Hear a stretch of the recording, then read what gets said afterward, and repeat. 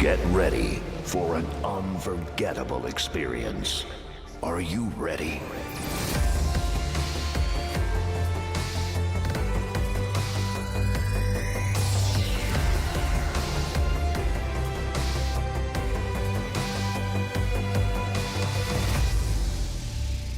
Five, four, three, two, one. Let's get hype. Oh, yeah. Woo! Welcome to the late night hype. We got a heavy, hot one for you. Big Game James, Skywalker Steel, the one and only Law Nation. What's up, famo? What's up, yo? I'm just chilling, ready to get this in, man. We've been talking off air, and I'm just ready to get in there. Donation, donation, donation. Hey, ho, $1 holla. Y'all got to get it. Holla. Let's go. Let's go. Let's go. Let's go. Let's go. Let's go. Don't play around me today. Hey, I saw the growl. Ground. you look Ground. good, Cram. you feel good, and you play good. So we got to get that energy, man. Got to get that feel-good energy, y'all. Yeah. What's up? Hey, I'm ready to go. You know, it's all, see, we be sitting there thinking like, man, you know what, Cowboys football, man, it's the same dang thing. But there's always something new happening in this damn CBA. We talked about it a little bit yesterday with Georgia Oka yesterday. Shout out to my big dog, or, you know, Will bagging it up. He went out there fishing. He said, hey, man, hey, big game, I got some good bait. I'm about to go fishing. He said, guess what I got? Guess what I got? I got a big one. And we handled it, talked about the CBA. We're going to talk a little bit more about it because the owner's feeling good about it. But guess what? We're going to show y'all a clip of that, of the interview from yesterday, too, man. Really, really nice clip from there. So Man, y'all gotta make sure y'all check out that interview. That thing was banging. You know what I'm saying? Hey ho, Aaron Lewis with a $4.99 holla. Run down with the $5 holla. Do we got more hollers coming? Oh, hey, I told my girls told me today. They said my girls told me today. Oh, go!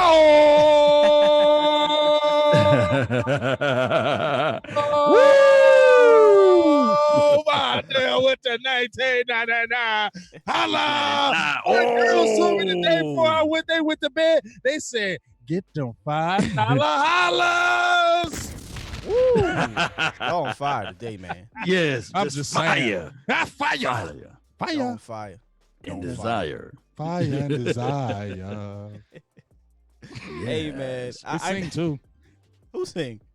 No, yeah. I do. Oh, Lord. We singing. We a trifecta around this You mug. feel me? You know? I got them buzz. I got the voice. Don't you give me stuff when raindrops fall. Life like this, I wish raindrops would fall. You know what? I'm going to go ahead and give you a nice round of applause. There you go. Good job. Good job, y'all. Welcome to the Late Night Hype. This is what we do, man. We have fun. I mean, this is what we do. We yeah, talk like, good you feel me? Cowboys content, Yeah, but we man. make sure y'all have fun with it, Yeah. man. We make Yeah, sure we y'all have gotta have fun with Yeah. it. You gotta have fun with it. Can't All kid. day, every Mad all the day. time. You know.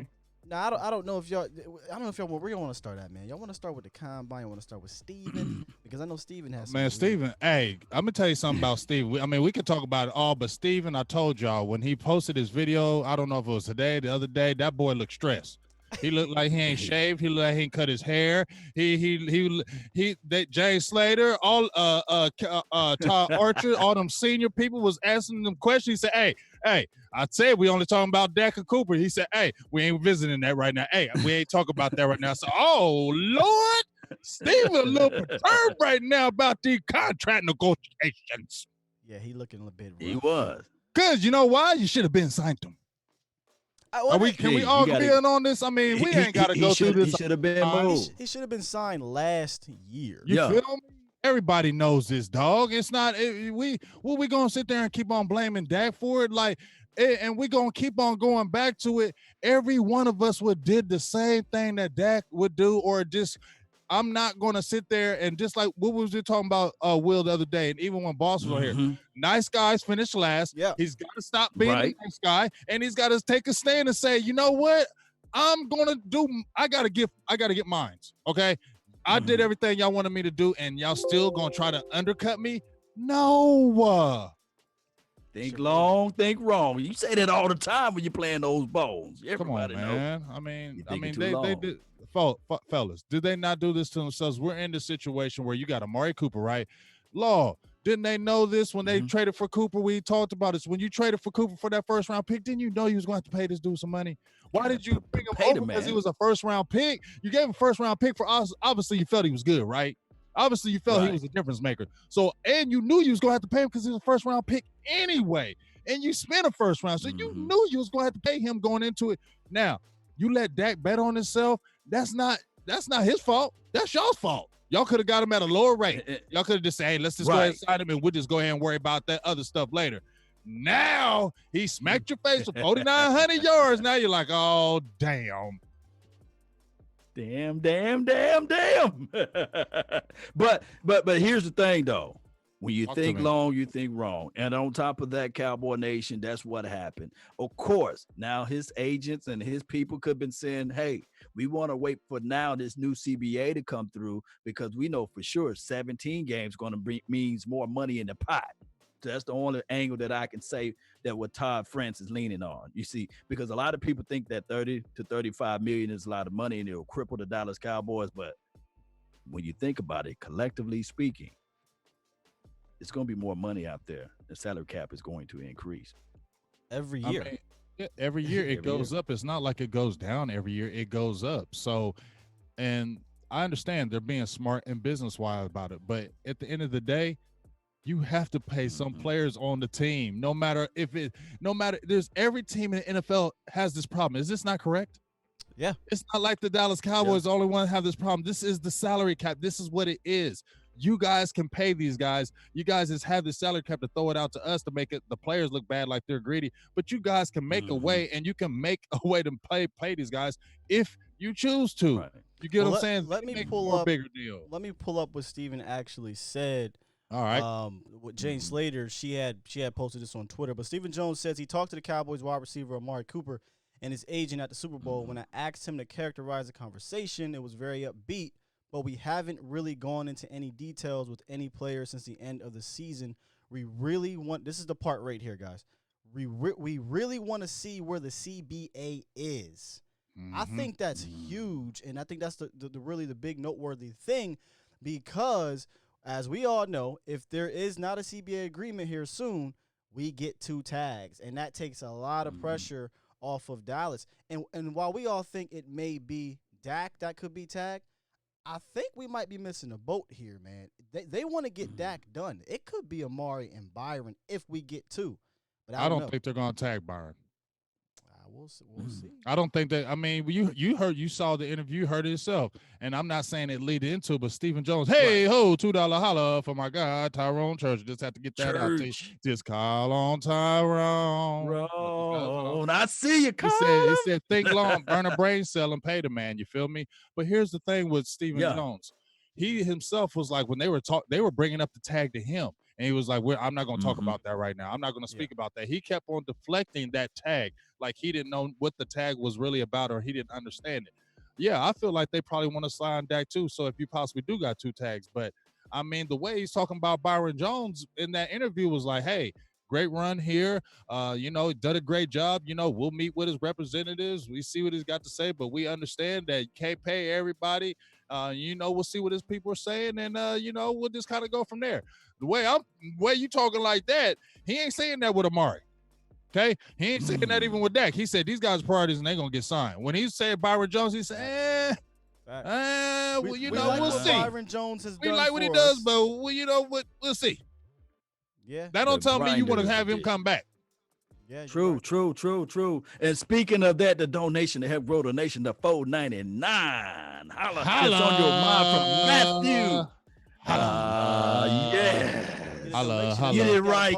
He said, you guys are all You guys are awesome. Donation. Oh, I appreciate that. Donation.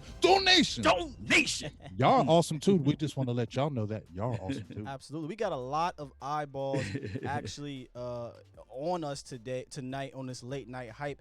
And Hell that yeah. means that we have a hype chat popping off today, y'all. The Okay. hype chat, Right. man. Let's Hype get in this chat. hype Late chat night very hype. quick. It looks like, I know somebody up here said that truth on that, the CBA deal is the holdup. I think that is one of the things that, like I said, we have to talk about a lot. We even got Boss Cowboy in the building, man. What up, What boss? up, Make Boss sure- Cowboy? What up? Boss. Go Y'all- follow him. Check Go out get that book. Check that book. Yes. That book is fire. That book is fire. That book Yeah. is the truth. That book is the real deal. Akeem asked Yes, us, he indeed. said, will they tag Dak and Cooper in the CBA? I'm imagining he means prior or after the CBA. They're not touching any tags, probably any major contracts until the CBA is figured out, in my opinion. Right. Well, I mean, like I said, is they have until March 10th to make that deadline for the CBA to tag one of the people. They have that. That's when the I think it deadline. moved just a little bit. March 12th or Yeah, I something think it like moved that. a few Okay. days. But here's the Yeah, 2 thing: days. you don't want to have to tag Dak. It doesn't make sense. But like I said, You absolutely don't. what has been going out in the air, because you even been hearing it last week, how they were talking about, we want to do our due diligence, our homework on Amari Right. Cooper. You get what I'm saying? Now they're throwing out there, we're going to do our, how you going to do a homework on Amari Cooper? So here's one that I think is very interesting.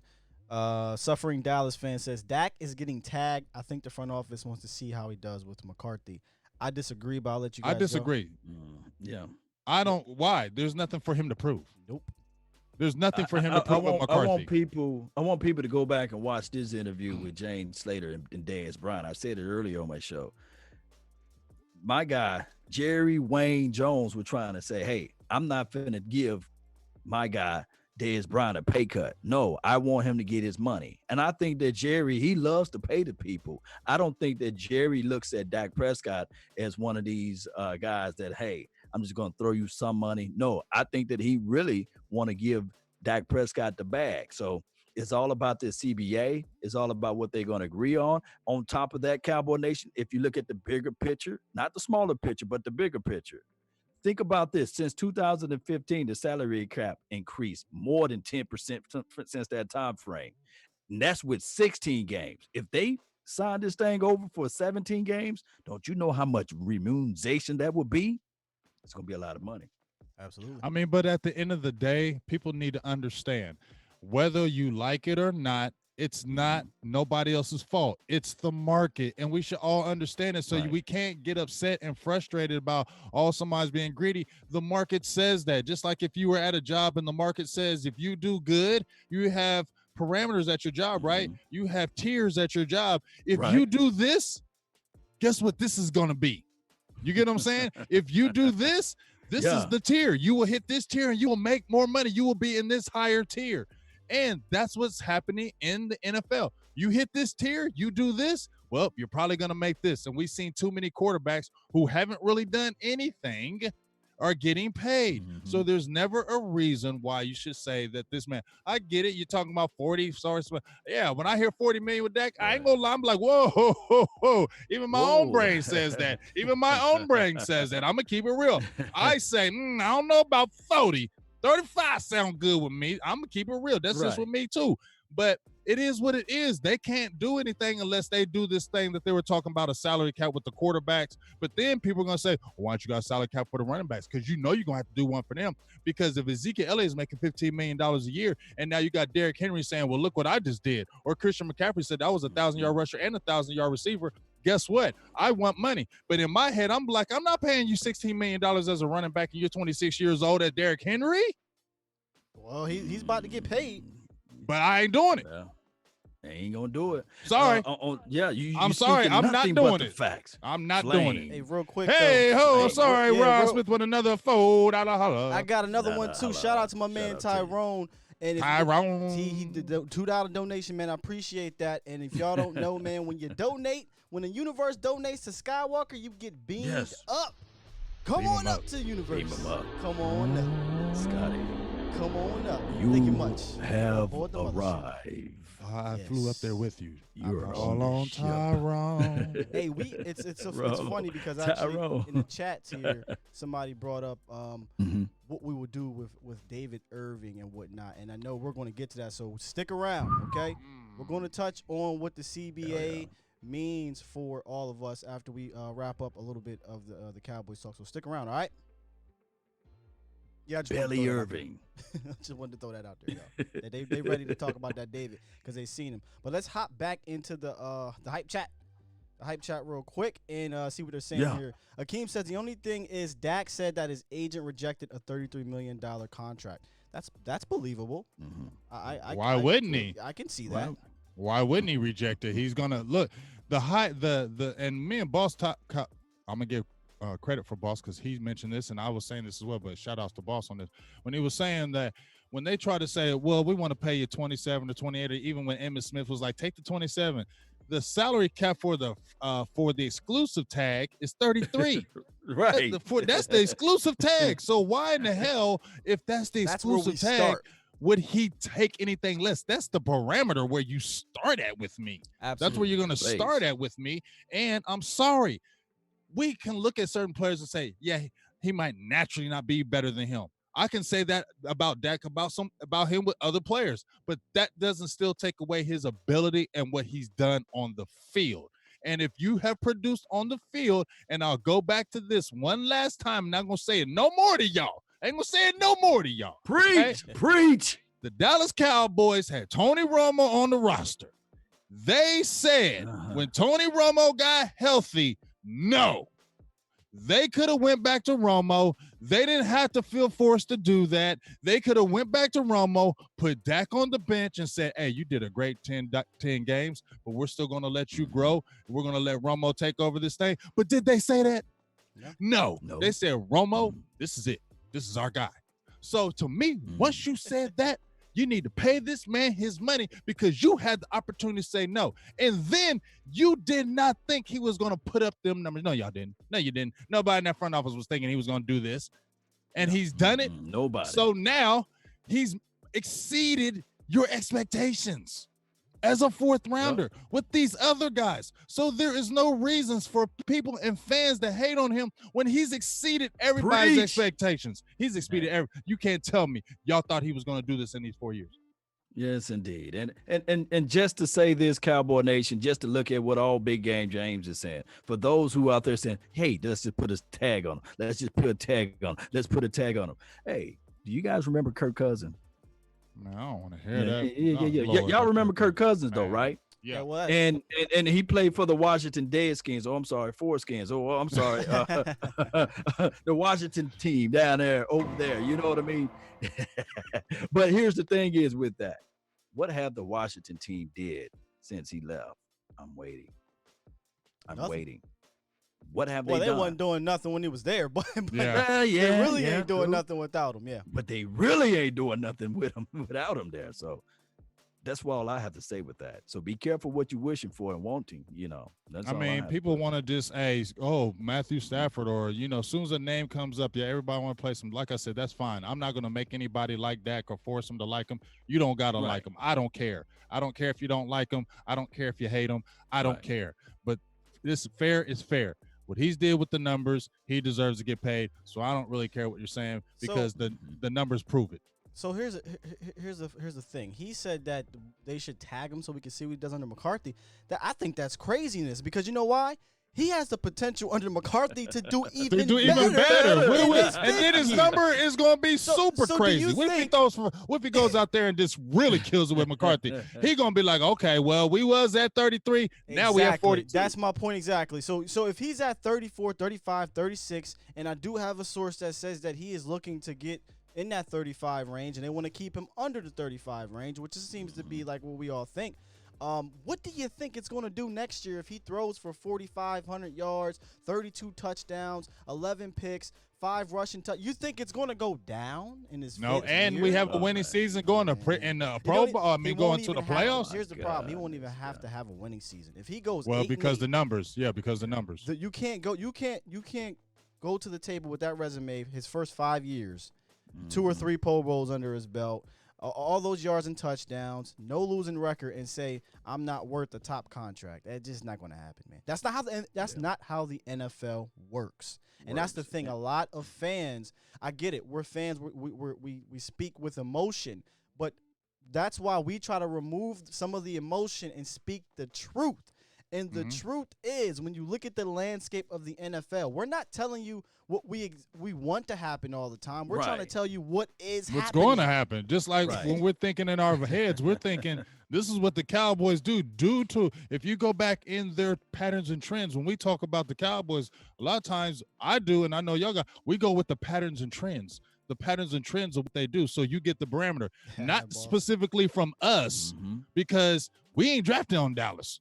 We ain't picking nobody, but you got to go by what, just like when Boss and other people brought up the traits of Mike McCarthy, how he drafts. You brought it up too, Ill Will. You brought it up to the traits of drafting, how he does. Well, if you have those particular traits and the patterns and trends, when you go on that draft, you'll see, well, this may happen because he's did it this 7 times in a row. Right. Yeah, man. I mean, facts, man. Shout out real quick to Always a Lady. She came through. She said, I have it here. She said, hello, all. Just came through to smash the like button, share this content, subscribe, and support. All Nation, thank you. Hey, thank you for coming through. Thank everybody for coming through. Support. And I've seen her in the feed. Always a Lady. Salutes to you right there, because we love having the ladies in there, man. It's too sometimes man dominate. I know some females know football. Always a Lady. Tell your friends, get up in here. Daggone it. One more thing. Natasha too in there, so shout out to Natasha. Shout out to Natasha. She's followed me today. Thank you, Natasha. Appreciate that. Shout out to you, subscribe.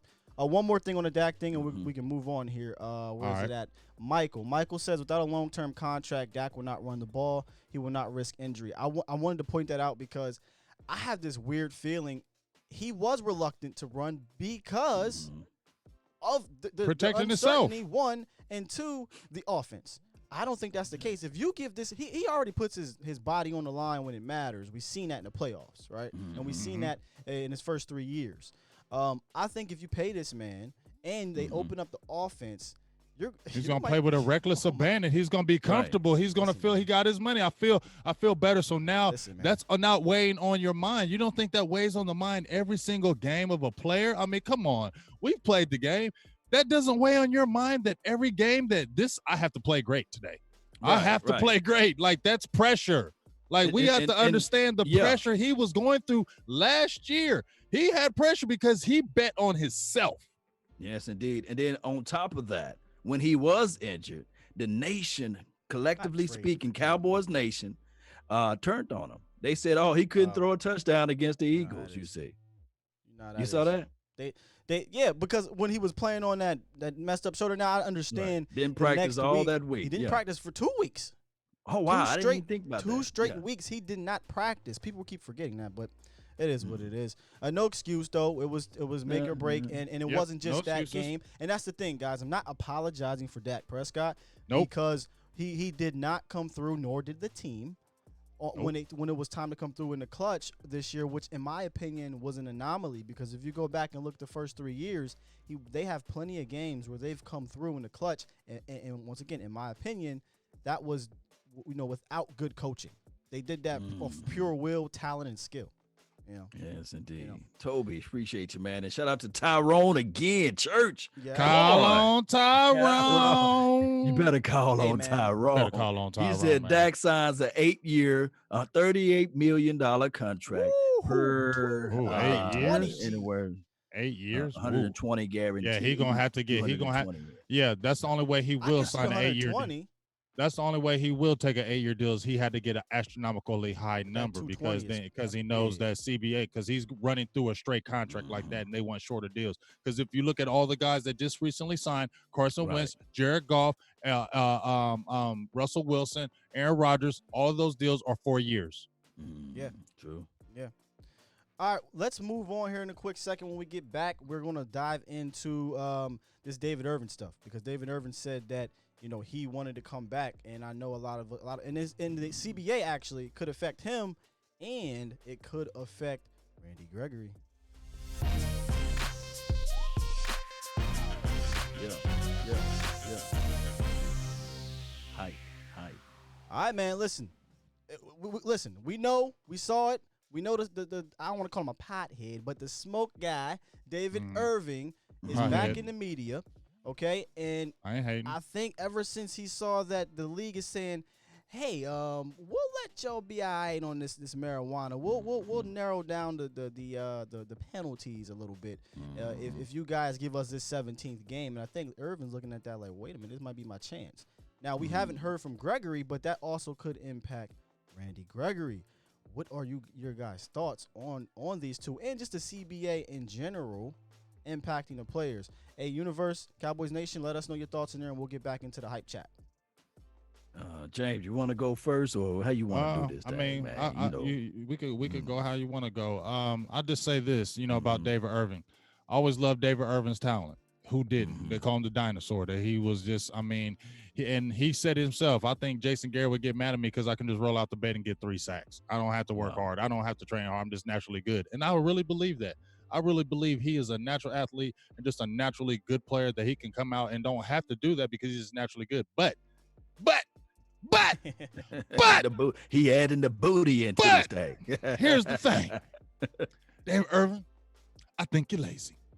Okay. Yeah. And even when he made his video, he was like, didn't I tell you about the NFL? And yeah, I did my reinstatement papers. But you know what he said? Yeah, I miss football, but I don't miss the NFL. I don't even think he missed football. I think he missed them game checks. Me and my homeboy KG was talking about it. We was talking about, we think he missed them game checks.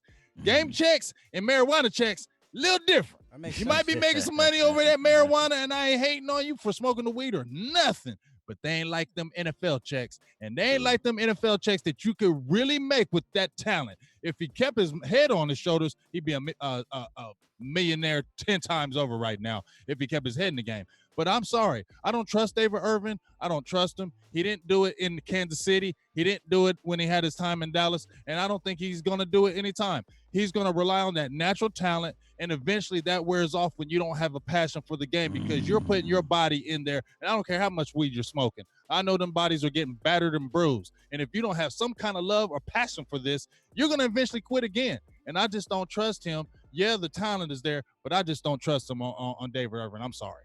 Yeah, so I agree with what you're saying with the David Irving angle about him not being physically or mentally ready to play football, especially when I used to call him. Remember, I call him Belly Irving. Yeah. I said, man, dog, come on, Irving, come on, you got to get there. But I do know that the guy's naturally gifted in a sense. And when you see a person, because you coach Big Game James, and you evaluated people, Will, so.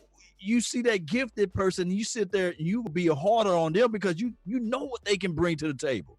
But on the other hand, I have to say this about Randy Gregory. I got to give him a pass because he has some situations going on where he's been medically diagnosed with bipolarism.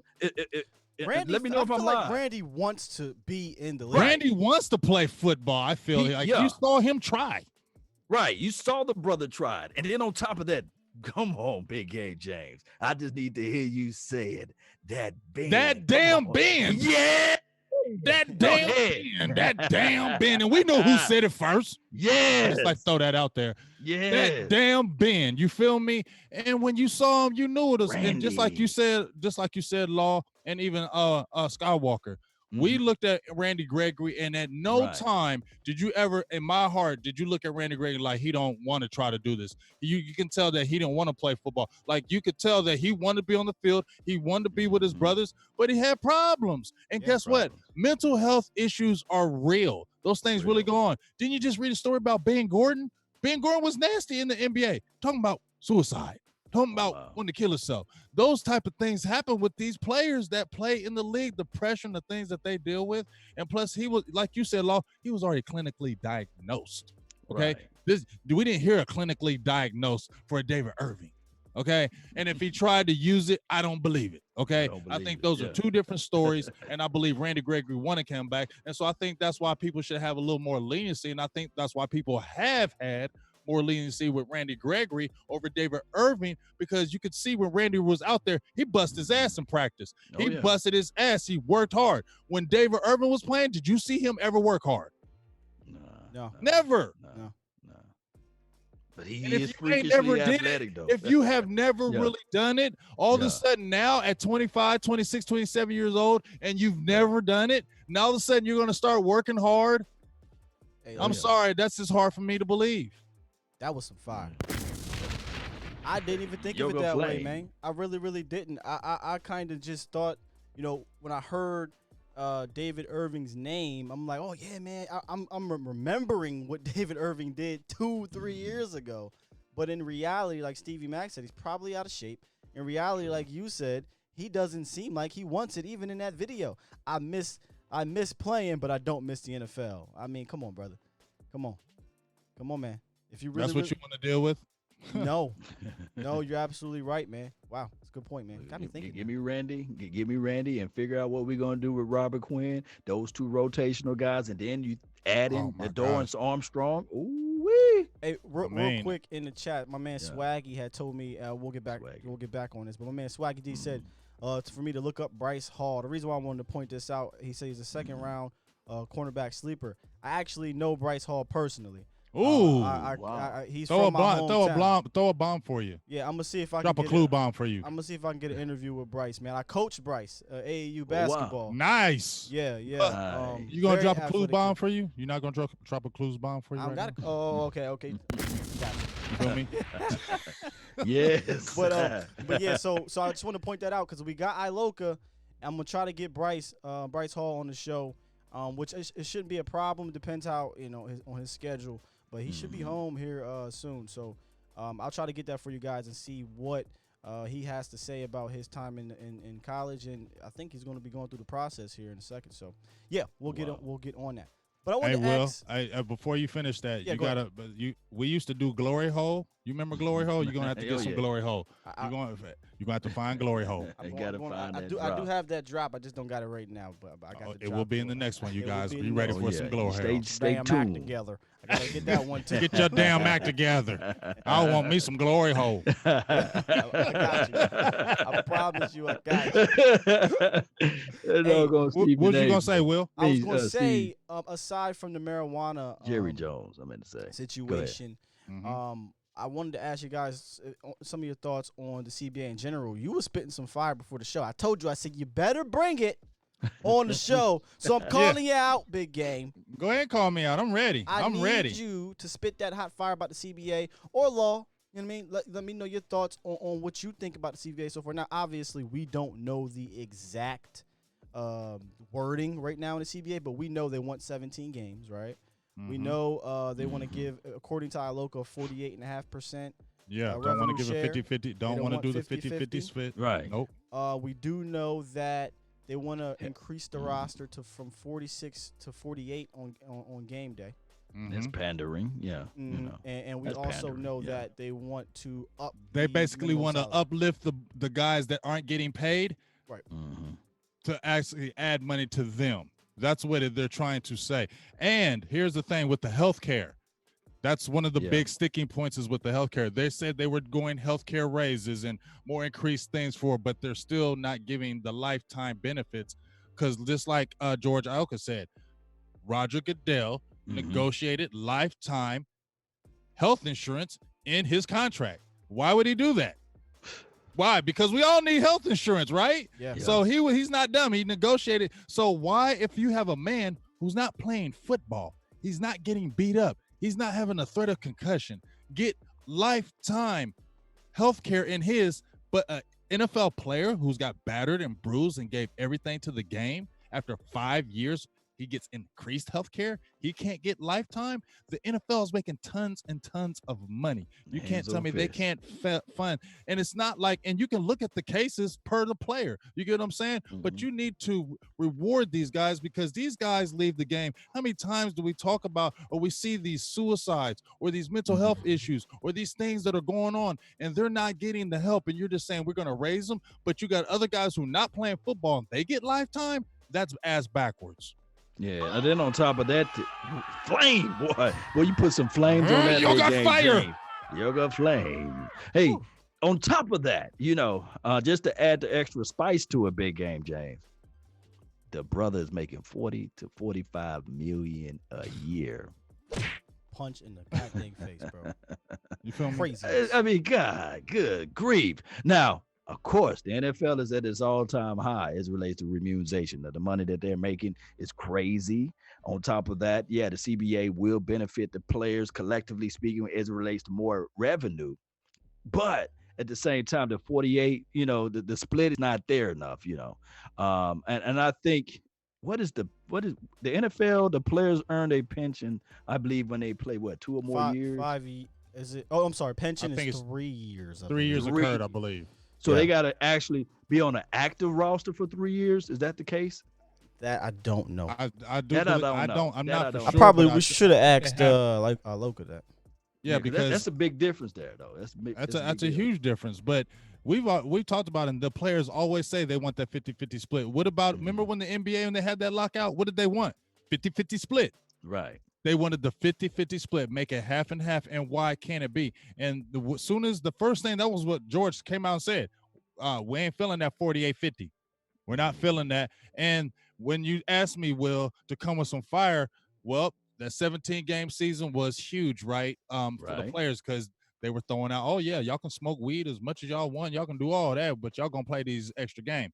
But when they had this exclusive meeting, there was a meeting scheduled after the union's 11-player executive committee, which is in charge of negotiations for the players, last week voted 6-5 not to recommend the proposed deal to the NFL, to the 32-player representatives. Those voting, that's why we have the picture of Richard Sherman.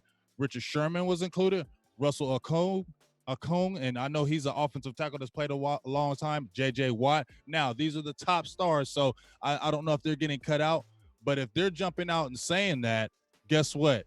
It ain't just going to be hunky-dory that they're just going to sign this, because the players are looking at that split. And if they're getting less of the money and you're still not getting them lifetime benefits and all you're giving them, we'll give you a little bit of money here, and guess what? You can smoke as much weed as you want now, and you're not going to go get suspended games. They're dangling that little carrot, and the players need to, I think they need to stand sure and make sure they get everything they want, because they didn't get the deal that they wanted, that last deal. They did not get the deal they wanted. This is the only problem. The names that you just mentioned, they all long in the tooth. They all old head guys, you see. Okay. So these young cats, these fresh fish out there, they're finally getting a check. They're going to look at it like, you know what? Forget what they saying. That's what Ioka said. Now, I'm going to cross that line, because you got 53 players. On top of that, you got 10 of them that are pretty much practice squad. On top of that, the NFL can call me tomorrow. And I'm sitting there saying, okay, you mean to tell me, Law Nation, at 37 years old, I would get out there and try to go run through somebody. You see what I'm saying? To go play for $250,000. You see what I'm saying? Hey, just give me a number 24. You know what I mean? That's my favorite number.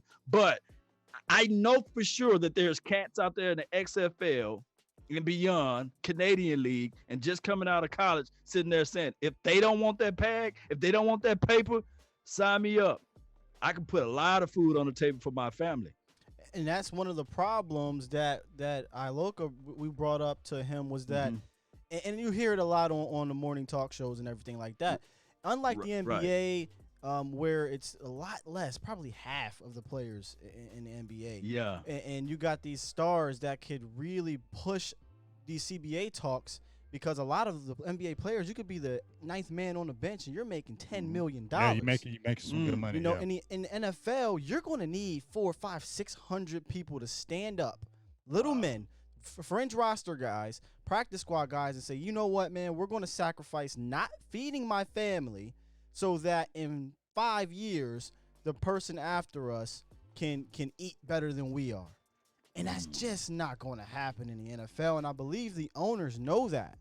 So every year, every time this comes up and I hear, well, the players have this leverage, that part of it makes me say, do they really? Because are you really going to sit out? No. Are you? No. No way. I mean, we've seen there's been 2 strikes in the NFL right now. I don't remember the remember real one was in the 80s. Yeah, I was there and seen that one with the scabs. But the 2010 or 2011, come on, that was a holdout more than it was I'm a talking strike. about I seen the strike with the scabs. It actually messed my brain up watching my Cowboys. I didn't know anybody on the damn roster. Like, this wasn't real. And guess what? And guess what happened? guys start crossing the line.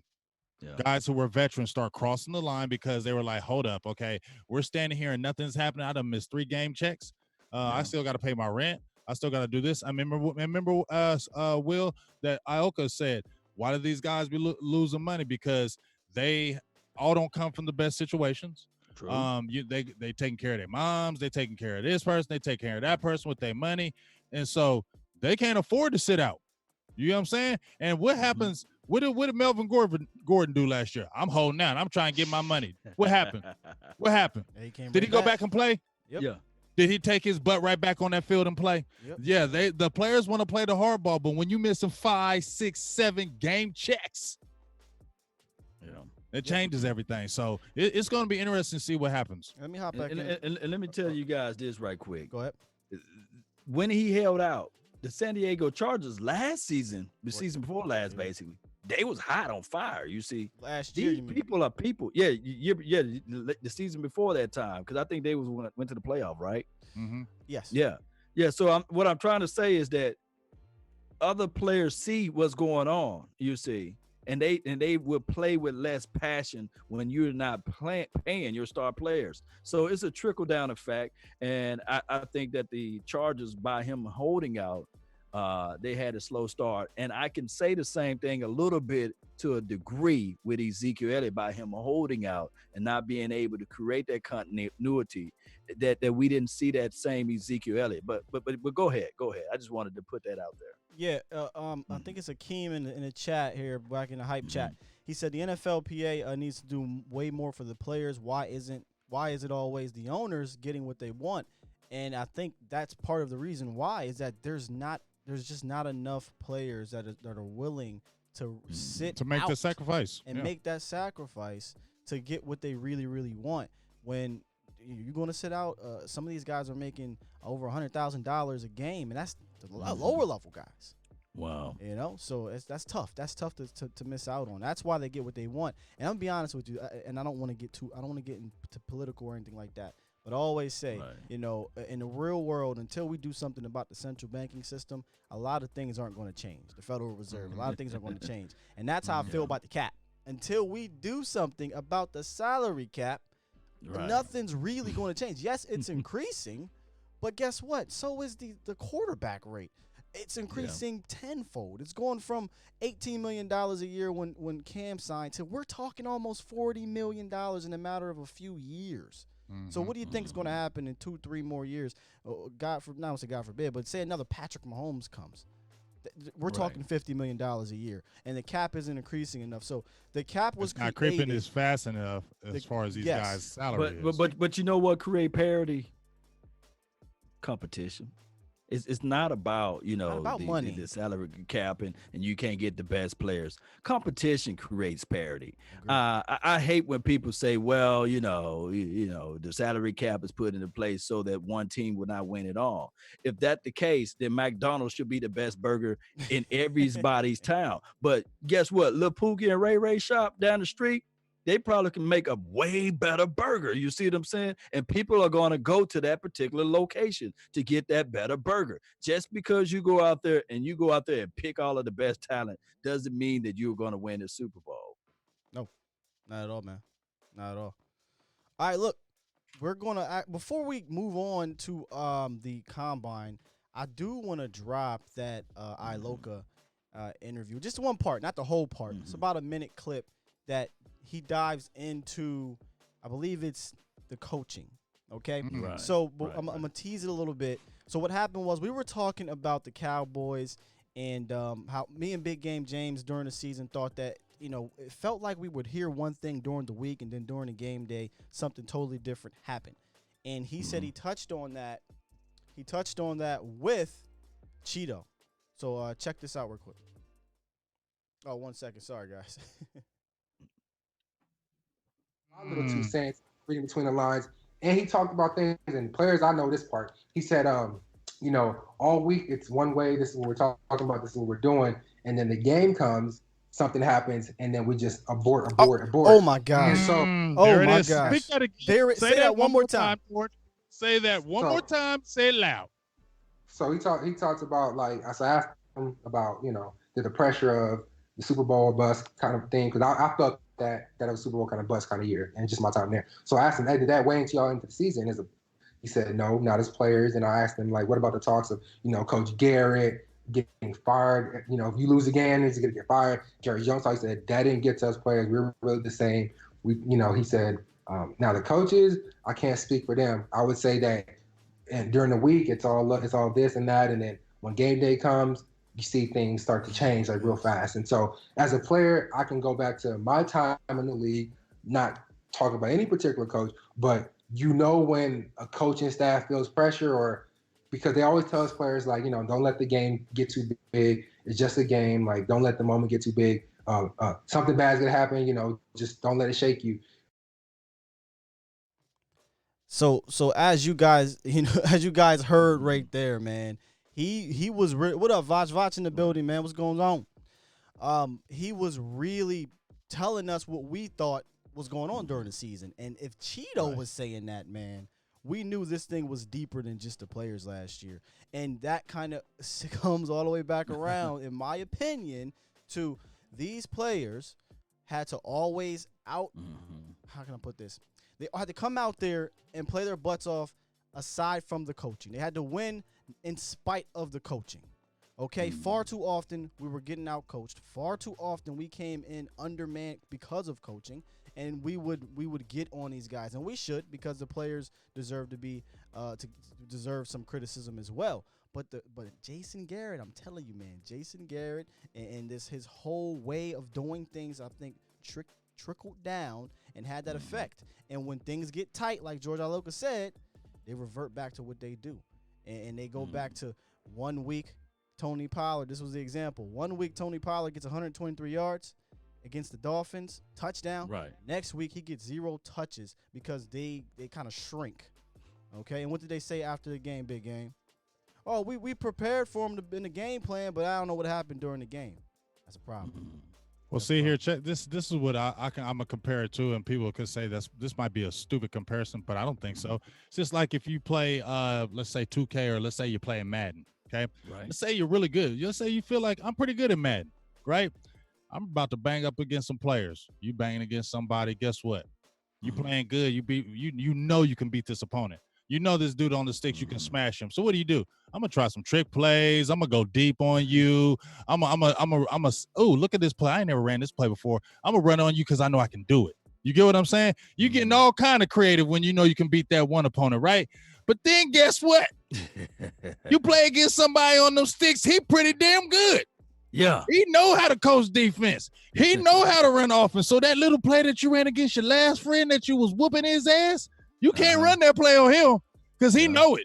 I got you. Yep. Try to run that again. And he talking trash to you. Yeah, run it again. I bet you I'll stop you again. Now all of a sudden, but that's how it is. I'm just saying. But look. Now you like, okay. Well, I ain't gonna throw this bomb because you know what? 21 blast. That one always works. I'm gonna go with 21 blast. Let me. I'm not gonna try to bomb because I got to score. If I throw the bomb and intercept it, I might not get the ball back. He might beat me. So I gotta go with what I know. Yeah. So them explosive plays that you was doing before, now you scale back that playbook, and in that Madden playbook, you know your go-to plays. You gonna start rocking them go-to plays because I gotta come out of here with a win. And we know Dallas so got about 6 of them. Bread and butter, baby. So it's the same damn thing. You go into the game and we playing these Saints, or we can't lose this game. So you know what? We going with what we know. Yeah. We're not gonna try all that trickery in this damn game because we got to get out of here with the damn win. Yeah, and that's what we saw out of what's that guy number 82? I forgot his name. He ESPN. He came back. He wears number 82. and the ball head, that guy. right, that guy. They went back to him, you see, and that fumble against the Saints game, it was crucial. It was. It wasn't a veteran move. Not saying that fumble was the reason why we lost, but that was the reason why we lost. And also the Ezekiel Elliott situation, whereas the official saw that he had his elbow through the ground. You see, his elbow was planted inside the ground, and the ball came out, and they said it was a fumble. But the team did not go back to the high hand, which was Tony Pollard at the time, because the previous game he had over 100 yards. It was the combination of the two-back set, and we were sitting there saying that there's no way the Saints defense is good, but there's no way that they can plan to stop Amari Cooper plus Ezekiel Elliott and Tony Pollard, and on top of Jarwin. that, Jarwin was out there doing his thing. Like we all thought we was just really gonna turn up, and then it's just like, what kind of offense is this? What is this? What's going on? Vanilla as hell. Was on the road. It was, you know what? Let's tighten up because we want to do what we're comfortable with because we're on the road in a hostile environment. You go look at home. Things were a lot more loose. Even the players played better at home, which it happens. But just the way the flow of the game was and the people that were involved in those said games, it was different. It was different. Yeah. When we come back, we are definitely going to dive into this combine here because I want to hear what these guys got to say. And if Vach is still in here, I want to hear what Vach got to say. This is right up his alley. But when we come back, we'll definitely touch on that, all right?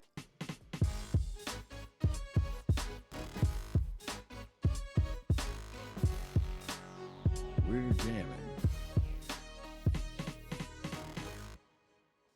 The late night hype. Hey, before y'all jump in this, did y'all hear about this Joe Burrow? The hand stuff, the small hand? I heard about the small hands. Did you see his tweet? He said, you know what, I'm going to retire because of apparently I got small hands.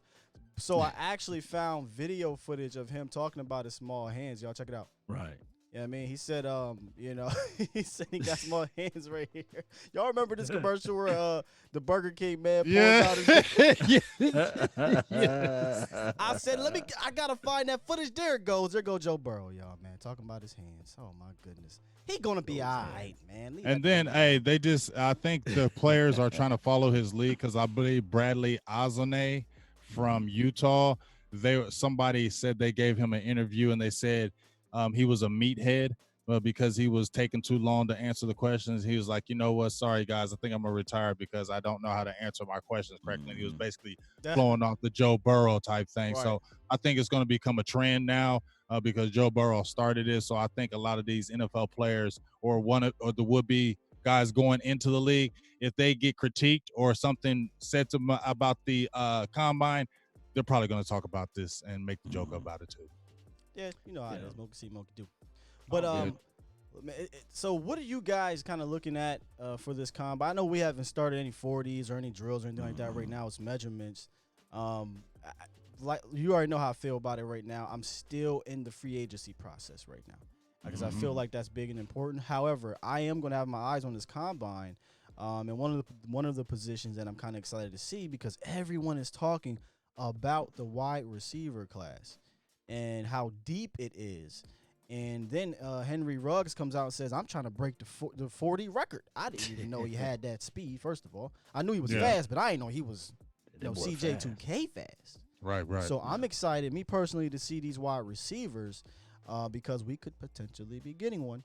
We're getting a receiver. Right. They're drafting a receiver. You can already say they're drafting a receiver. Is there a big game? Is there a specific position or player you're looking at this combine, which you will be at, by the way? Let them know. Yes, I will. Yeah, yes, let I the will. cat out the hat. Yeah, come on. Yeah, I'm gonna I got my tickets and everything, so I'm gonna be there Saturday and Sunday with my boo thing. Shout out to you, boo thing. But I'll be able to watch the defensive line, linebackers Saturday. Sunday will be cornerbacks and safety. So obviously I'm a defensive guy anyway. So I want to just watch that. Vach, holla at me if you want to get this production popping, bro. I got you. He was like pretty much. I mean, everybody's been talking about Ken Law. You know what? I think everybody wants to go and see how that knee is. His medicals. I think I'm gonna be interested to see that as well as like how that knee tests out and how how stable it really is because that's going to be if he goes higher or lower. That's going to be a huge parameter for him. Go ahead. I ask you on the Ken Law thing, how serious is the knee? Right. Do you believe? I mean, if they're sitting there saying, I mean, he was in the Senior Bowl and he stopped and he was the first few practices, and then after that, they were like, you know what, we're shutting him down. If they're shutting you down like that, then there's something to me. You have all the physical tools, but when they're shutting you down, maybe it could just be something, precautionary measure. We don't want to ruin anything with you. You get what I'm saying? You could be susceptible to injury. Now you're going to lose a lot of money if you get hurt. So it could be something like that. So I think that's the reason why so many people want to see him at this combine with those medicals and see what they say, saying to kind of confirm and make them feel better about what they're doing. But, I mean, I just want to look at these guys, Justin Madubuike, Ross Blackman, Nelly Gallimore, Devon Hamilton. There's a lot, Rashard Lawrence, Leaky Fotu. There's a lot of guys, and even a couple of my guys that Brandon Tucker that's training. I told you he trained about 12 guys. I had him on the interview. Yeah. And he had Curtis Weaver, one of the guys from Boise State that is starting to gain some steam, and people are talking about him. And Melteven Egem from Arkansas, he's starting to gain some steam as well. So he's got some players that he's going with. So I want to see that defensive line. Obviously, you want to see the safety position because it's being talked about that you said it yourself, Will. We want to see what happens in free agency because I think that's going to dictate if Cowboys get strong in free agency and let's say they got a Jordan Phillips. Let's just say hypothetically, if they got a big dog like that, then to me, then a Kinlaw might not be as high now because you got a dog and he's 27 years old. So you can think we can get a Justin Madubuike later on or somebody like that. So then go ahead. So about Kinlaw, Vach said that word is he has the same thing that Todd Gurley has. Oh, tendinitis, shit. Degenerative. That degenerative knee. That ain't That's well, scary. here's the only thing that I would say good about that. You can see a case where remember how Ron Leary dropped and he didn't get drafted? And the main reason why was because of that knee. He had a degenerative knee. I mean, he's played in the league this long. I mean, he's about to possibly get cut because he's probably on the downside of his career. But he had some really strong years, and they thought that knee was going to act up. So I guess that's the only little bit of thing. But if they're saying that's scary. It's a risk. That's a risk are you willing to risk 17th? Go ahead, you know, if he fall into the second, that's our risky round. That's when we always there it take is. that risk. That's the Dallas Cowboys. That's our way. So second He round. he ain't falling that far though, brother. Unless if it's a bad medical, it is. Oh, bad. You're right. Because nobody saw some players to fall in the second round. What's Jay Ajayi? He was one we were all shocked. He dropped all the way to the 5th round. Them knees. Because the medical came out, and he. But he was a running back too, though. You're running the ball every damn play. Yeah, but I mean, Voss can speak on this, and you guys can speak on this. But is the defensive tackle class that deep after Kinlaw Brown? The cat from Alabama, maybe. Yeah, there's some good guys in there. Okay. There's some steady. You can definitely get to me a D tackle as far as a pretty decent one still in that second. Man, I don't know about that third. You possibly can. It depends because there's a lot of big boys in there too. It just really depends on what the defense is going for. You think Fotu going to really drop or I think because they said he had medical flags too. Fotu did. But he had some medical flags. Isn't he looked at as a late second round guy? Yeah, he's looked at as a later round player anyway. You know what I'm saying? So you could see him fall to a third or possibly even a fourth. It could happen with him. Okay. You get what I'm saying? I think it could happen with him. Well, what about a Benito Jones? Like somebody that's a big plug that we can just fit in way deep in the bottom of the third or the bottom of the fourth. You think? My opinion, my opinion. I like the class is good, but I really want to tap somebody in free agency. That's just my opinion. I feel like I don't want to go and trust another rookie. Okay. I know we understand about Tristan Hill, but we understand he had red flags. So if we already hear flags about Kinlaw and let's say he dropped, you get what I'm saying? Those are already red flags.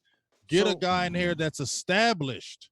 So then it really comes down to, honestly, at 17. Well, I'm going to say it comes down to, but if we're speaking defensively, aren't we talking about Delpit, McKinney?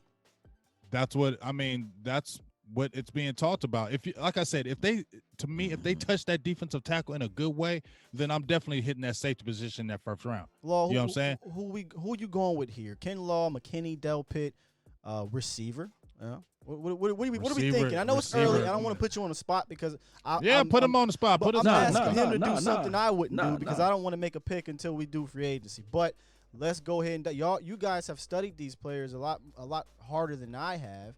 And I want to know, how are you feeling about, the guys that we are projected to take at 17?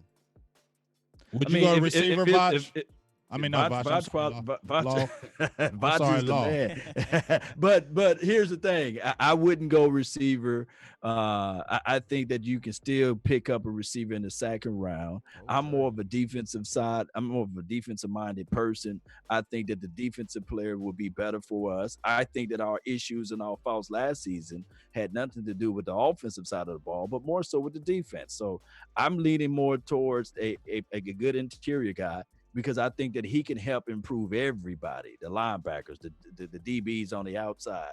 And if we do decide to go with, dare I say, a defensive back, then give me a safety play. Give me somebody that I can put in the middle of the field that can be that difference maker, that can come down into the box and hit somebody and make them pay. So that's how I'm looking at this whole entire situation. Now, unless somebody do this, Big Game James and Will, show up like crazy, I'm talking about Henry going Ruggs crazy out there in the 4-1. combine, and they sitting there at the 17th pick, and you sit there looking to your left, and you looking to your right, and you sitting there saying, oh my God, I can't pass on the next Randy Moss. Here we go. Let's sign this paper right now and put our name in for this guy. I'm gonna hop into the chat real quick, but here's a very interesting scenario, because like I said, this draft for receiver is supposed to be very deep, right? You can find in the third, fourth round, according to a lot of you guys as well, you can find probably a starter in the third or fourth round, like we did with Michael Gallup. There's a lot of good receivers. There's a lot of good receivers. So we did the same thing in 2017 where we passed up on the corners and we took Taco.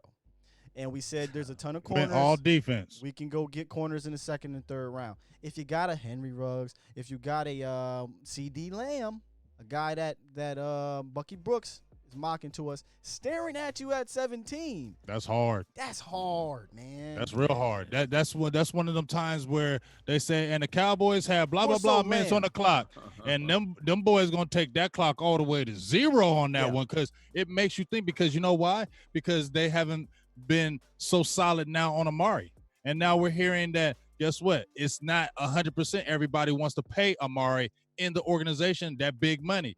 They worry about injury history, other little things. So if you have a receiver and you're talking about the tag, Will, and they throw that tag on him, well, guess what, let's go ahead and see how you do under, like you have brought up, under Mike McCarthy. You brought this up when me and you did the show, Will. Let's see how you do under that year with the tag under Mike McCarthy. See if you injure, and we want to see if you're going to be healthy in that nature. And let's say there's that dog receiver. We're going to have to scoop him up, and just in case you act weird or funny, we're going to move Gallup into number one, or we're going to use this other rookie we got too. Yeah. I mean, that's the way you do it, because it's a cheaper model.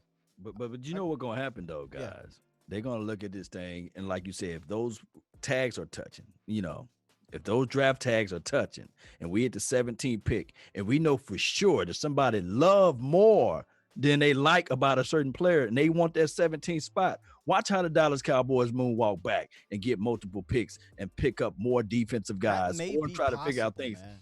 Because think about this: if you are a head coach, if you're a fresh head coach, you want more people that you can coach opposed to less. You see, you want more people, more talent grade out there. Because what we doing, we terraforming this particular defensive side of the team. You see, we terraformed. We took care and we took out all of the defensive coaches out there. We kept Leon Lett, and that's it.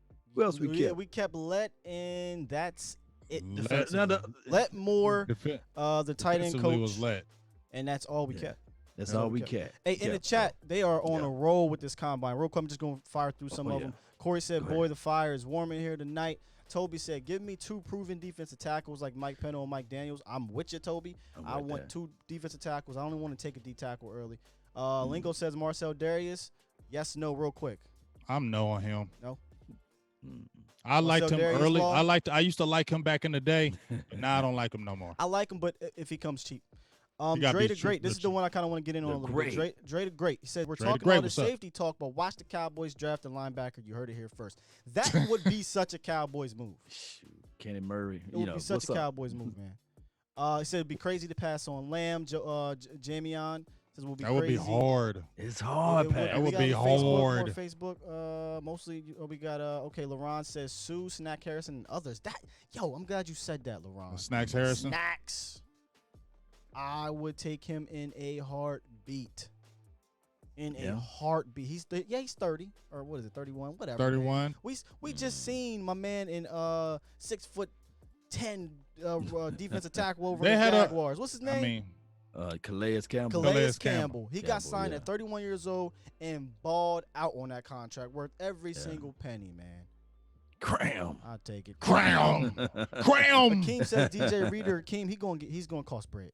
Yeah, I don't even mention him. Yeah. He's not leaving Houston, or he's gonna go somewhere else. Costs a lot of money.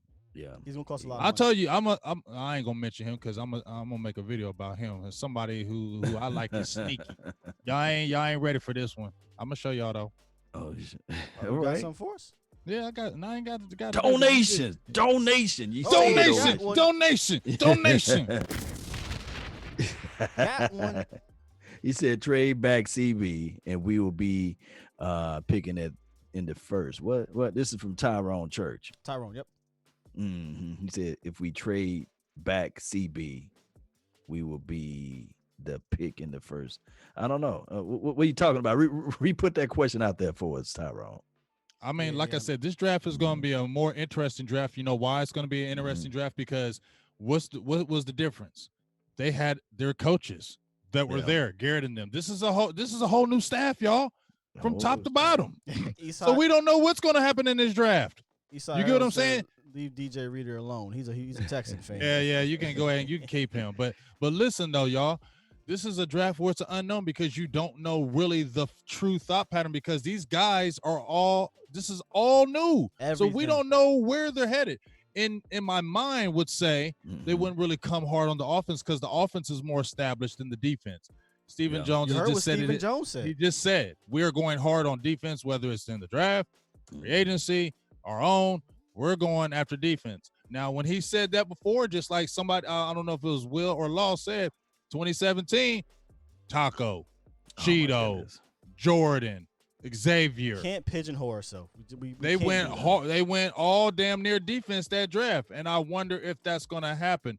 But once again, if you see one of them damn receivers that we talking about that 17 and they're right there still, buddy, that is hard. It's hard. Yeah. Speaking of hard, Tyrone Church coming in. He said, I'm going to take y'all to church. I'm going to take y'all to church. He said he made another donation. He said, I'm going to get my point out one way or another. He said, if we trade back in the first, we drafting a cornerback. That's what he said. And that's why he dropped that $2 holler. $2 holler. He come with them $2 hollers, don't he? He come with them. I love them $2 hollers. You come on back over here, Tyrone, and you get $2 hollers back over here, too. You ain't gotta get them all over there. I was just about to sing that thing. Hold on, I got you. Call him. Oh, y'all ain't know I had that in me, did you? No, we didn't know I had that in me. No, I didn't know you had that. Nah, dude. I got a little something. Let me give myself a round of applause. That's that little. That boy can sing. That boy can sing. That's that light skin. That boy good. That's that light skin. Hey, listen. B Show 56. I like this B Show. B Show said Mike McCarthy has got a lot on his plate, so hopefully he can handle it. The reason why I wanted to point that out is because it come around to what you said, Big Game.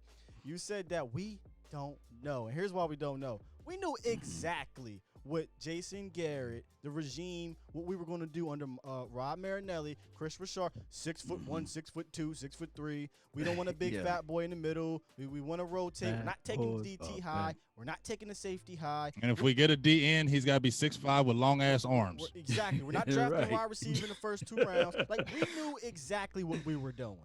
You know, right. Specifically on defense. Here's why I think you should be encouraged. If Mike McCarthy, like he said, he has more say. And I said this on a lot of shows, so if you heard me say this, you'll say, yeah, you said this before. If you haven't, listen to this.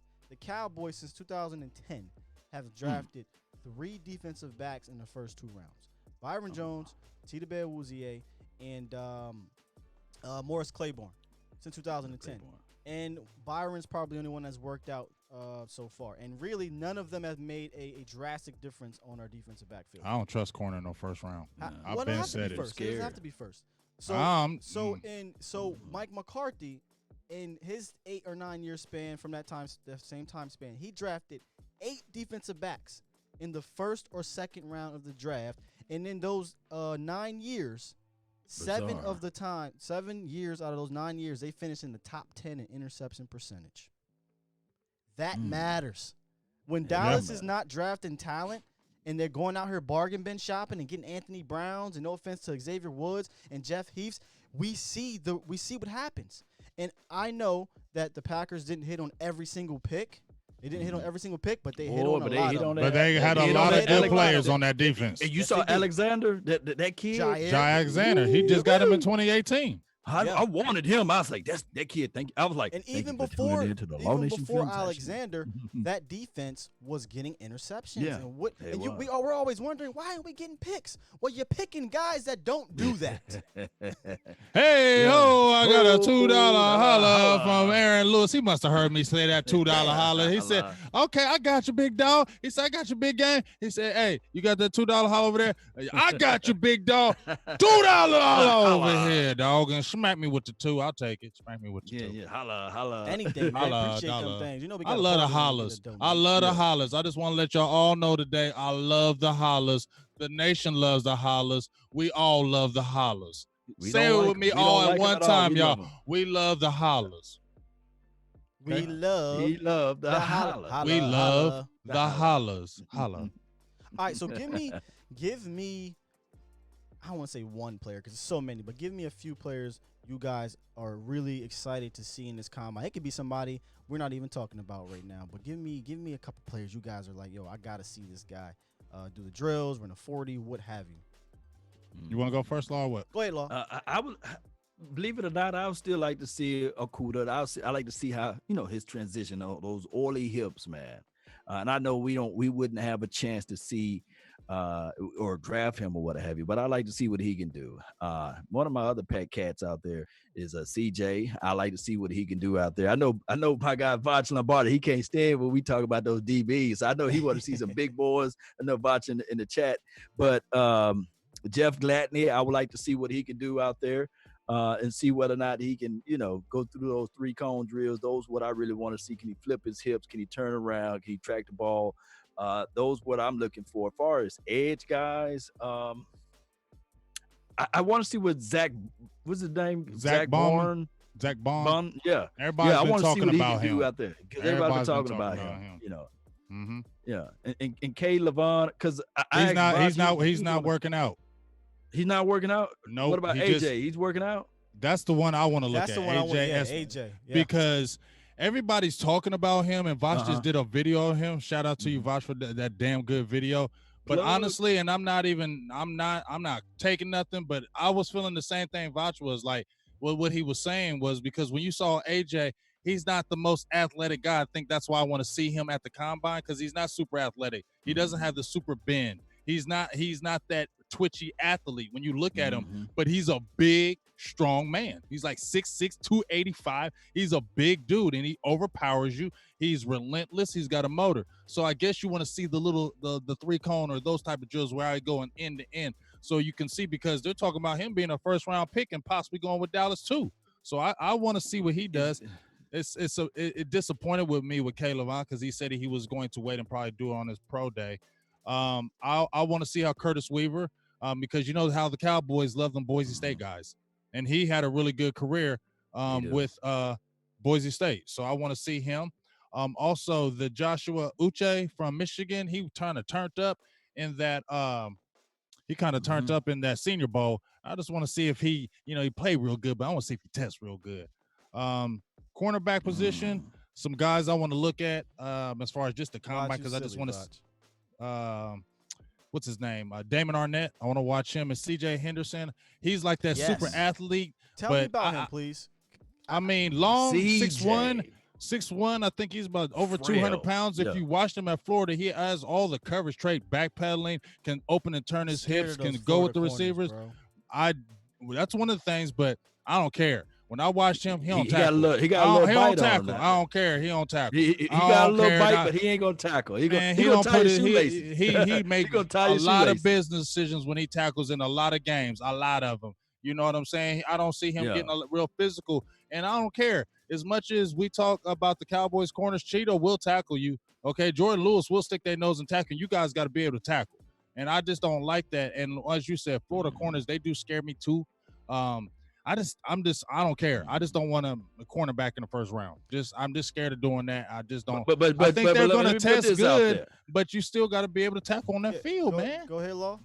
I'm gonna say this: my dog Jeff Gladney, he will hit you though. Yeah, he does hit you. He ain't gonna tie your shoelaces. He gonna hit you. They're talking about him going in the first, and he won't last to the second now. Yeah, He's TCU. like, I don't think he's y'all 6 look foot. him up. I think he's like 5'11", but he will. He's super physical. He's at the line. He likes to press you. Likes to get up in your face. Those other guys are good cover corners, but I like my corner to tackle. I'm sorry. Now, there's another guy who ain't big, but he'll still stick his nose in. I guess I want to see him. Cameron Dantzler from Mississippi State. Hell State. Yeah. I mean, I think he was only like 185 pounds, about 6'2", maybe 6'2.5", and he looks like he's that height because he's long. But when you watch him in the tape, he can trail with them receivers, and he will fight you. I like that because I'm a skinny dude, and I'll fight you. You know what I'm saying? I'm slim, but I'll bang with you. Might whoop me, but I'm going to bang with you, dog. I'm going to bang with you. And I like them slim fists that bang. And he sticks his nose in there. So that's why I like him, because he's slim fit. He's slim. Get your body in there. Get on in there. He's slim and he bang. That's why I like him, and I want to see how he do in this damn combine.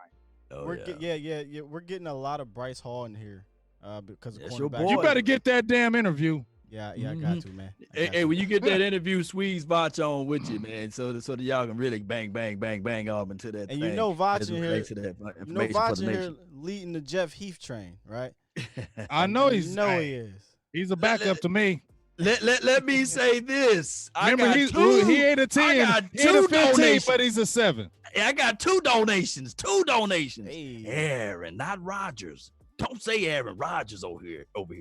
I got Aaron Lewis for the $1.99 holla. Really appreciate you, man. Thank you so much. Next time, leave a comment so we can talk about you, man. Hey. Yes. And then we got the ladies over here. The first donation for the nation from the lady. Look at that. I need that. Lovelier. I need that. The second time around. Thank you. I just real quick, man. I got to shout out. Go ahead. I got to shout out the hype chat, man. The chat today is on fire. Absolutely on fire. Y'all in here are killing it. Y'all really, really killing it. Call on Tyrone. $2 holla. Call on Tyrone. He said, watch out for that LA Tech cornerback. Yeah. He can tackle too. So Vach has a real question. He says, chat box. He asked for the chat box, but I want to present it to you guys. He says, what if our DBs were good, but Rashard was whack? I mean, we talked about it. I mean, when Vach had the show with me and Boss, I mean, he brought that up too, that the teaching was whack. With these new guys, what if Cheeto turns around? But here's my thing with Cheeto. This is just what my opinion, Cheeto. I just feel like y'all really think Cheeto's just gonna get exponentially better?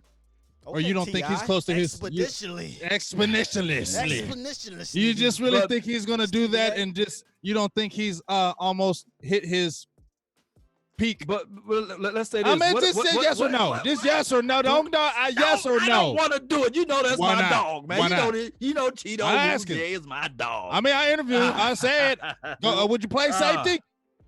Do I think Cheeto is going to get expeditiously better? Better? Here's my answer.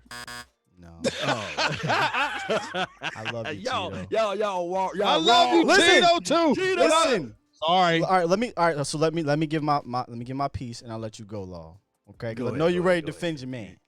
Yeah. I just feel like he's being played out of position. I know he wants to play corner. I want to see him with things in front of him. I believe he's a physical player in the sense he ain't scared to put his head in there. He was physical at Colorado State. You know, does he have the bulk? I don't know. I don't know, but Xavier Woods isn't big. Yeah, he got the bulk. He like 200 pounds. Right. Cheeto got an I'm just- athletic body. That's what I'm saying. He 203, Listen. 206, one around Listen, there. you 195 could be playing weight, you could be 200 pounds, but is you throwing that 200 pounds around, or you throwing it around like $150? You know what I mean?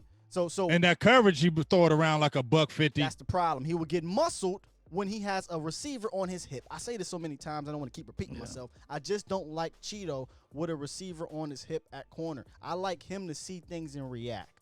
And I feel like if he can play safety, he can see it, he can go, he can use his athleticism, and I think he'd be a damn good safety.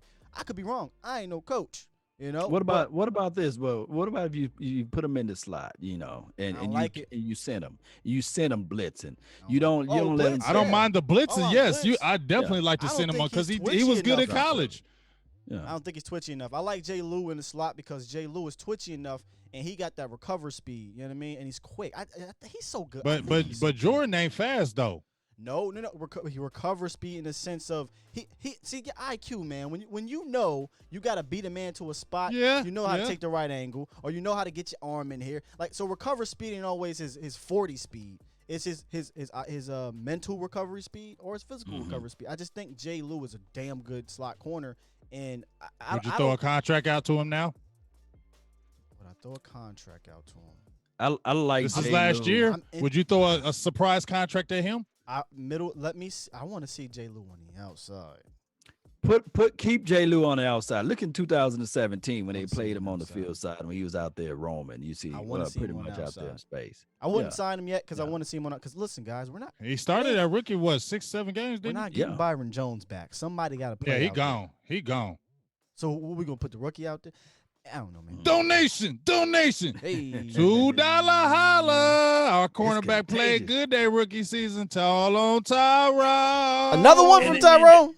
Just call on Tyrone. Tyrone killing it, Welcome bro. to y'all, man. Hey, if y'all got those taxes back, man, hit the nation up, baby. Hit us all over. You get to tax because I remember when I used to work with T-Mobile and over there at Verizon. I used to love tax season because I know y'all was buying up all the phones. Only this problem chat- is y'all could not pay them bills. Okay, y'all didn't pay them bills. I set y'all up on this great plan. Y'all want to get Yeah. the high-end phones. Y'all want to get hotspots, iPads, and then in 2 months y'all want to cancel, take my money back. That's why I had to get out that cell phone business because I don't like the chargebacks. Yes, and speaking of chargebacks, my guy dropped $5 holla. Holla, holla, Donation holla. from Keith. Grow the nation, man. Really appreciate you, man. Thank you so much for your love and adulation to the nation, man. Really appreciate you. Now let me defend your boy a little bit because I don't Go want to ahead. botch this, but right here, Adaba. I don't want to botch your name, but Anu. Adaba Janu. Mhm. Yeah, Adaba Janu. He says Cheeto, he only sucked last year. He was fine the year before. I don't even think he sucked last year. I just think he could have been better. He didn't suck. He didn't kill us, right? He just wasn't making plays. He didn't. He Cheeto's didn't press always when he right did there, press. right. Right there. Yeah, He's not- You did the video on him, Law. Talk to Yeah. me. You said I he mean- was Mr. Nice Guy, damn it. he was Mr. Nice Guy. He didn't press, and then on top of that, he let the receiver cross his face. He didn't redirect well. On top of that, the Oh, one man. interception that he was able Hey! to. What happened? We got a big What one. happened? got a big one. Yeah. Mercedes with a big one. Mercedes, BMW, Porsche, $20 holla. That's a big one. Loving the group chat, fam. Ah! I don't care if y'all don't like it. I'm I had missing- once I had somebody jump when I remember Law we did the video and I was going ham. He was like, "All that damn screaming in that video." I said, Oh, "You I know remember what? that. I remember It's that. my shit. I'm gonna yell if I want to because it's my shit." Real quick, I gotta give a You shout got out. it? Real quick, I gotta give a shout out to the universe over on my channel right now. I'm actually producing, so it's hard for me to get in my chat and see. But Tyrone and Jet D, I appreciate y'all. Beam y'all up. Thank you Beam for 'em. the donation. Come on up to the mothership. Come on up. I appreciate it, man. I'm dipping in and Oh out. my gosh, I 'cause love y'all. I freaking love y'all. Mercedes. Look, it's only right you donate $20 because it says Mercedes, BMW, Porsche. Did you hear Ford Pinto? Did you hear any of that? No, you heard the big boys. So we appreciate you once again because them is big boys. Before I lose All right. Go ahead. Sorry, before I lose it, I think it was, correct me if I'm wrong, chat. Correct me if I'm wrong, hype chat, but I think it was LaRon. LaRon said he wants to go after Peters or Darius Slay. Oh, yeah, and he made the donation to help grow the nation as well. Mm. Yeah, so appreciate you, man, for growing this thing, baby. Give me Slay. Vosh said James been drinking. You just hating. Tell Vosh you just hating. That's right. I can drink because I'm grown. Nah, but tell me, y'all. Tell me, what we talking about here? What we talking about here? Darius Slay. Darius Slay or who? Peters. Peters in Arizona, but they're Slay talking contract extension in Arizona. Man, Slay said he wanted to get that big money like Jalen Ramsey, though. You feel me? Like he was talking more than Byron. Not at 31, though. How old is Yes, Slay? but that's what he 30. said. He said he wanted the Jalen Ramsey type deal. Yeah, he said 17. He want big bread. At 31? I identify myself as a billionaire. Hey, You think I'm a billionaire? But come on, y'all. now. We know how Stephen Penny pinches. You think he gonna jump out there and pay that damn money for a 31-year-old? Stephen Jones is not doing that. Ain't nobody gonna give Slay no 30. No, none of that crazy So money. LaRon, I gotta correct LaRon. He said Marcus Peters. Marcus Peters has signed an extension. Hell no, and I wouldn't want Marcus Peters anyway. I'm cool. He crazy. Gambled. The gambler. No, I'm cool. The gambler. I like Marcus Peters, but he gambled. He played too gambler. much. He play around too much. He play he play around. What the hell? You ain't gotta like it. You ain't gotta agree. You ain't gotta like that. I don't like Marcus Peters. I said no. You say yeah. That's okay. Well, that's okay. But I'm about to tell you why you need to like him. I said I like him. You love him.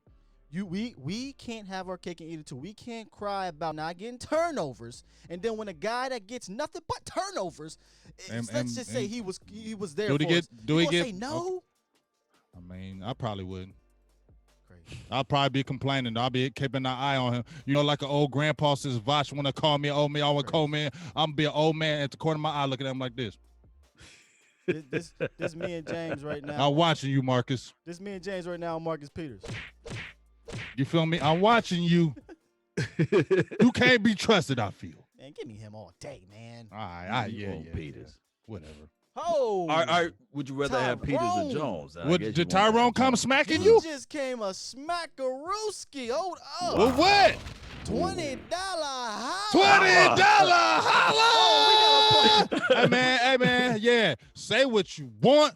Y'all are fabulous tonight. This is a hype show. Man, y'all growing flexing on you. We got the party for the $20. Oh, how come you get to party? How come you get the dance music? Couldn't find it. Give me a break. Yeah, whatever. Tyrone said, "Do you think the coaching didn't groom our players? Then the players suck." So I think he's trying to say is, did our coaching not come through, or did our players just weren't good? What do you think? The talent was there, man. My thing is to go all the way back what Voch was talking about, and I think you were talking about it too, James. Did we get the wrong bit of information as it relates to how we should play as it relates to cornerback play? Now, we was not crying in 2018 when he came aboard. I'm talking about Christopher Richard. I do recall him barking on the sideline, Cowboy Nation. You guys remember that? Big Game James, that? We were talking about it. And what did Stephen Jones say? He said, we don't like that over here. We don't like that over here. We don't do that over here. We don't do that around these. He said, we don't do that around here. We don't After do that, that it around was a these whole parts. different Chris Richard. He was like, yes, sir. Yes, sir. Yes, sir. So, yes, sir. Tell him what I don't like to throw water on a fire. I think that probably what went on. On top of that, we heard what your boy said, George. And Ben Bloom, too. Yeah. What did George Iloka said, though, about Christopher Richard and the other guy? He admitted to a hierarchy. So he believed that Richard and Rod Marinelli coexisted fine. But he acknowledged that Rod Marinelli was the defensive coordinator Rashard is the passing game coordinator and play caller on game day. He did not he wasn't privy to who put the game plan together, but I think we can all come to the conclusion that it wasn't Chris Rashard. The defense did not look anything like it looked like in Seattle. I know it had some principles to it, but it was a way less aggressive defense. And I believe personally when Rashard came aboard, I think the stats will back this up. We blitzed more. Now, it wasn't a lot, but we blitzed a little bit more. He didn't want to throw anybody under the bus, but he did say that Rashard respected the hierarchy. And Big Game added on that the Eberflus. You want to kind of touch on what you said about Eberflus and Rod Marinelli, James? Yeah, I mean that I'm gonna go back to it, and people can go against all they want to. I don't care. Eberflus, when he was there, I mean, he was the up and coming, wasn't he? A lot of people were loving him, and they thought that he was going to take over, right? And Rod was going to retire, right? That's what the talk was. He was going to step in. Rod was going to retire. But what did Rod do? No, I ain't retiring yet. I can still do it. Because guess what? Even when last year he said, I still ain't done. And where is he at? His old ass at Oakland. Give these young guys a chance. You got Romeo Cannell, 72 years old, still coaching damn defense. You feel me? But when you had Rod Marinelli there, Eberflus said, I don't want to step on Rod's toes. I don't want to step on his toes. So you know what? I'm going to go ahead and go over Indy. Why? Do you hear anything about Matt Eberflus being the passing game coordinator or the linebacker coordinator? No, you hear him say defensive coordinator by Eberflus' name. Yeah. Defensive coordinator, not nothing else. But over in Dallas, it's two roles. And I feel like he didn't feel like he was going to be able to coach this defense the way he wanted because Rod was going to be there right beside him, looking at him like, I don't like that. Change it. So I got a question because someone mentioned this in the chat. I will, Eastside Harold, hate on Romeo's old ass. That's why he ain't there, right? He old as hell. Old as hell. 72 years old. Old as hell. So we got people in here saying that Rashard's a good coach, and then somebody also said that is he got a job right now? Does he have a job right now? Hold on. Read Natasha's comment. That's where I'm going. Go ahead. Well, you're talking about when Natasha says all that hot on the sideline didn't result in anything. Why did Seahawks fire him? That's what he got. I got you. Okay, Natasha's a beast. So let me do a slight correction on that. Rashard did not get fired. His contract was not renewed. So that's one. And then the other one I wanted to bring up was this one here.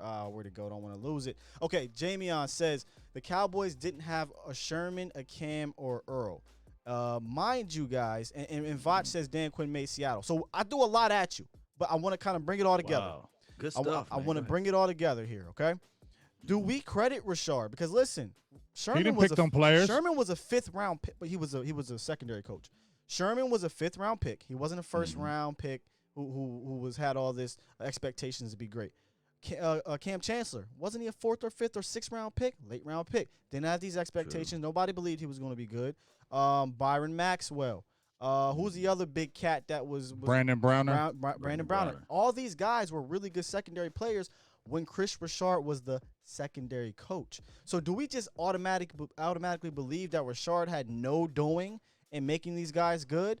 And then when he got to Dallas, his first year, did we not praise the way the secondary played in his first year? Were they great? No, but they were damn good. I find it hard to believe that Rashard doesn't play a big part in making these guys really good players. Or is he the sole reason? No. So there was a lot there. Cam Chancellor, Dan Quinn made the defense. Was Rashard fired? Final act on Rashard. Will he be a head coach in this league?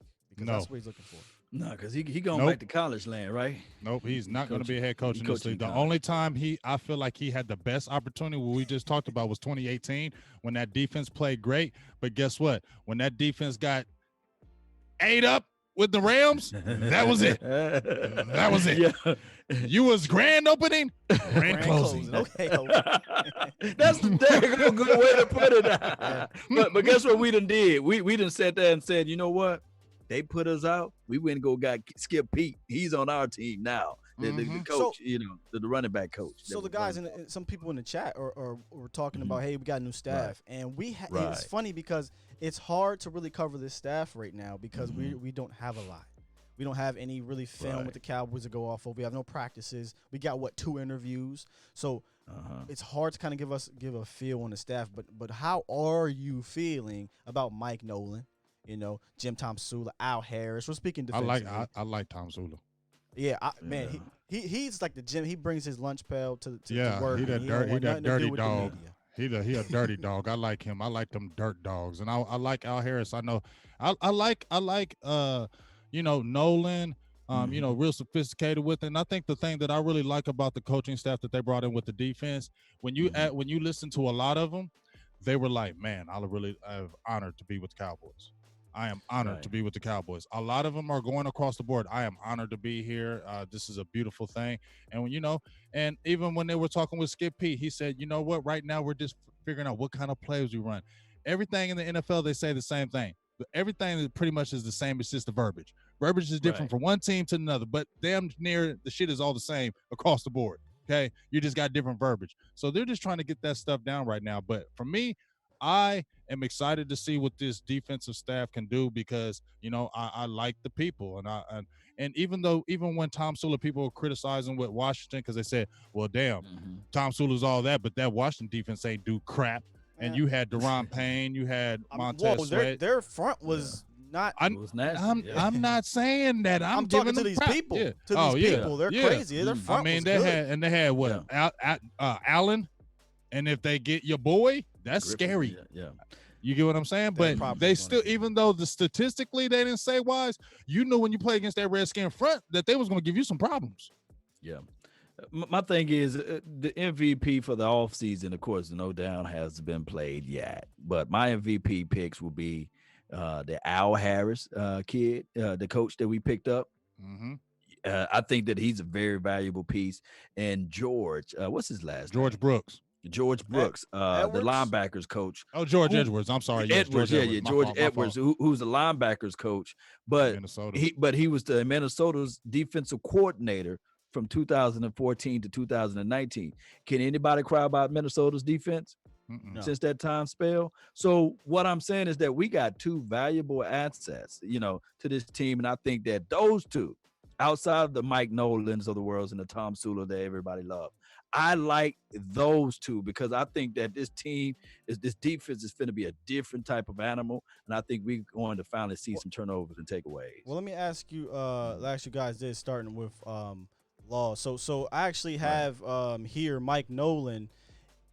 He talks about multiple defenses because I truly believe we are going to see a multiple defense with Mike Nolan. Now, he didn't want to get into the details as in saying we're doing this, we're doing that. But this quote here, he says, all the 3-4 teams and the 4-3 teams play a lot of the same front, but I have always believed it's about getting your best 11 on the field. And from there, whether that entails calling yourself a 3-4 or a 4-3, you want to get the best 11 on the field.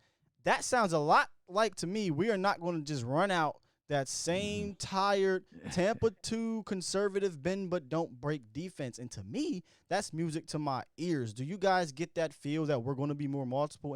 And schematically, what does that mean for the viewers out there when we say multiple, if they don't know, which I'm sure they do, but if they don't. I just feel like we're going to be aggressive. That's the thing that you just mentioned.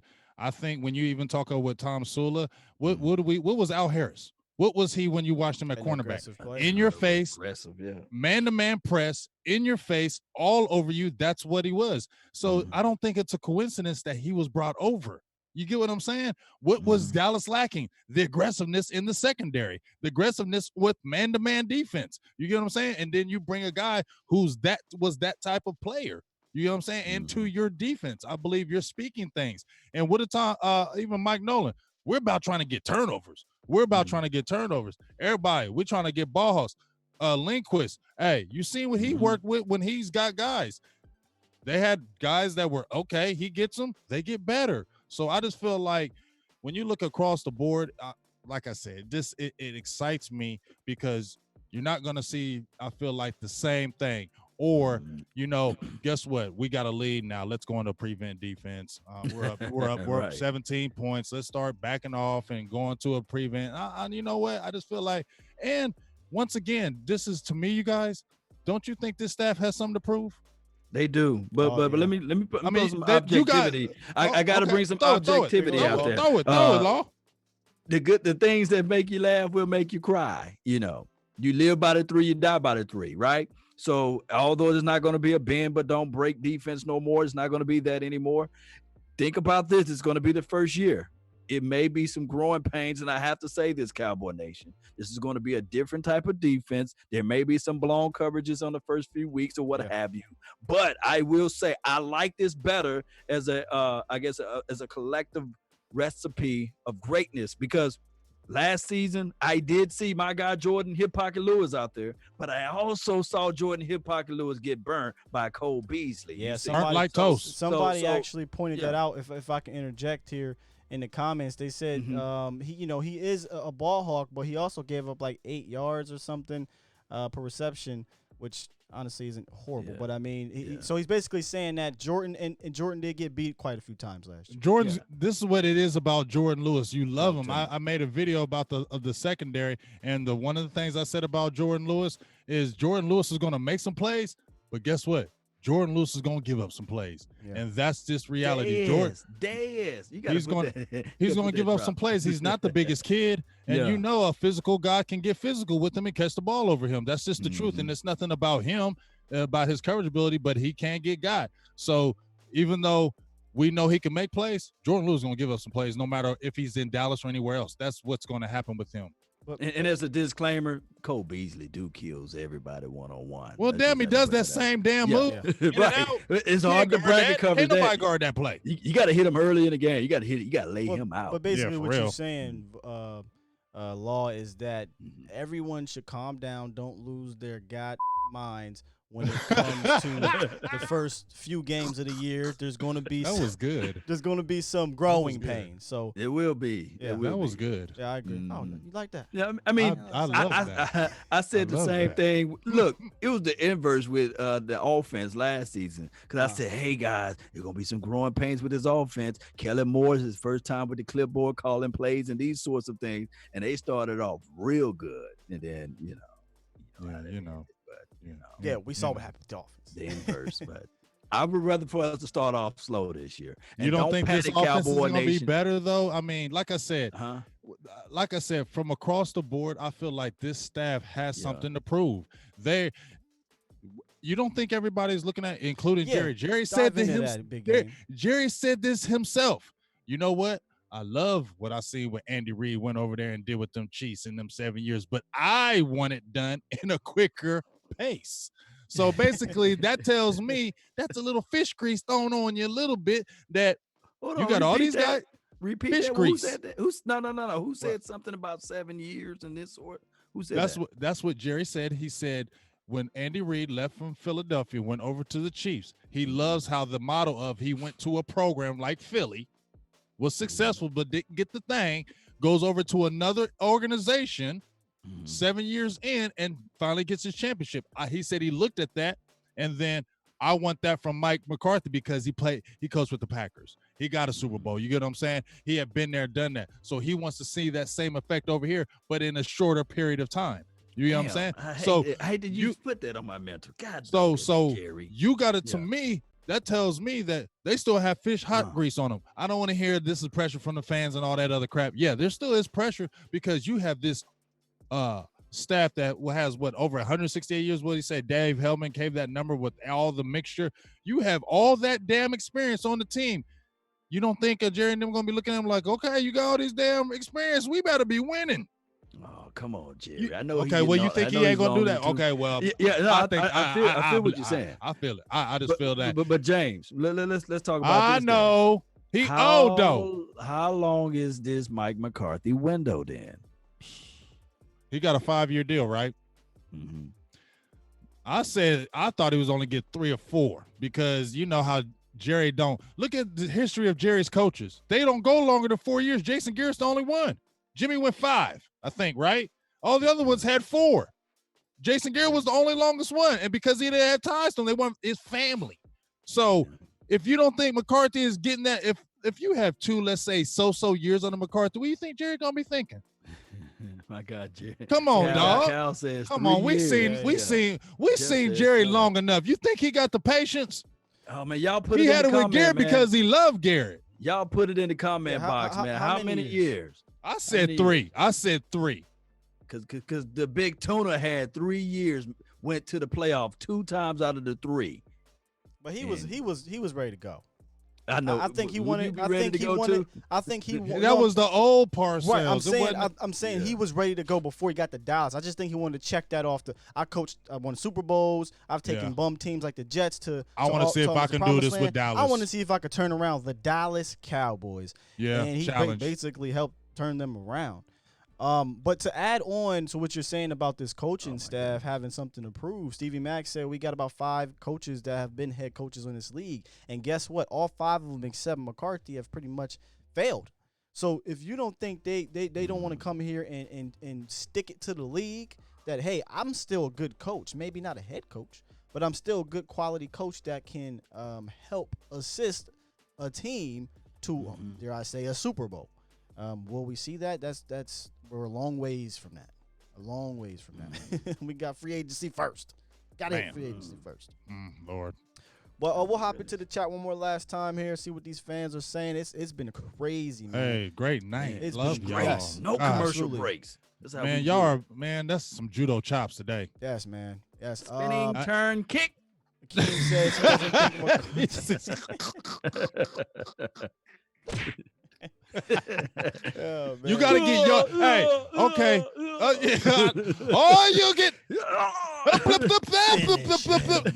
Yeah, I got you. Hey, I'm just saying. You better get Yo Got Fire and Yo Got Flame. That gotta be Yo Got Fire.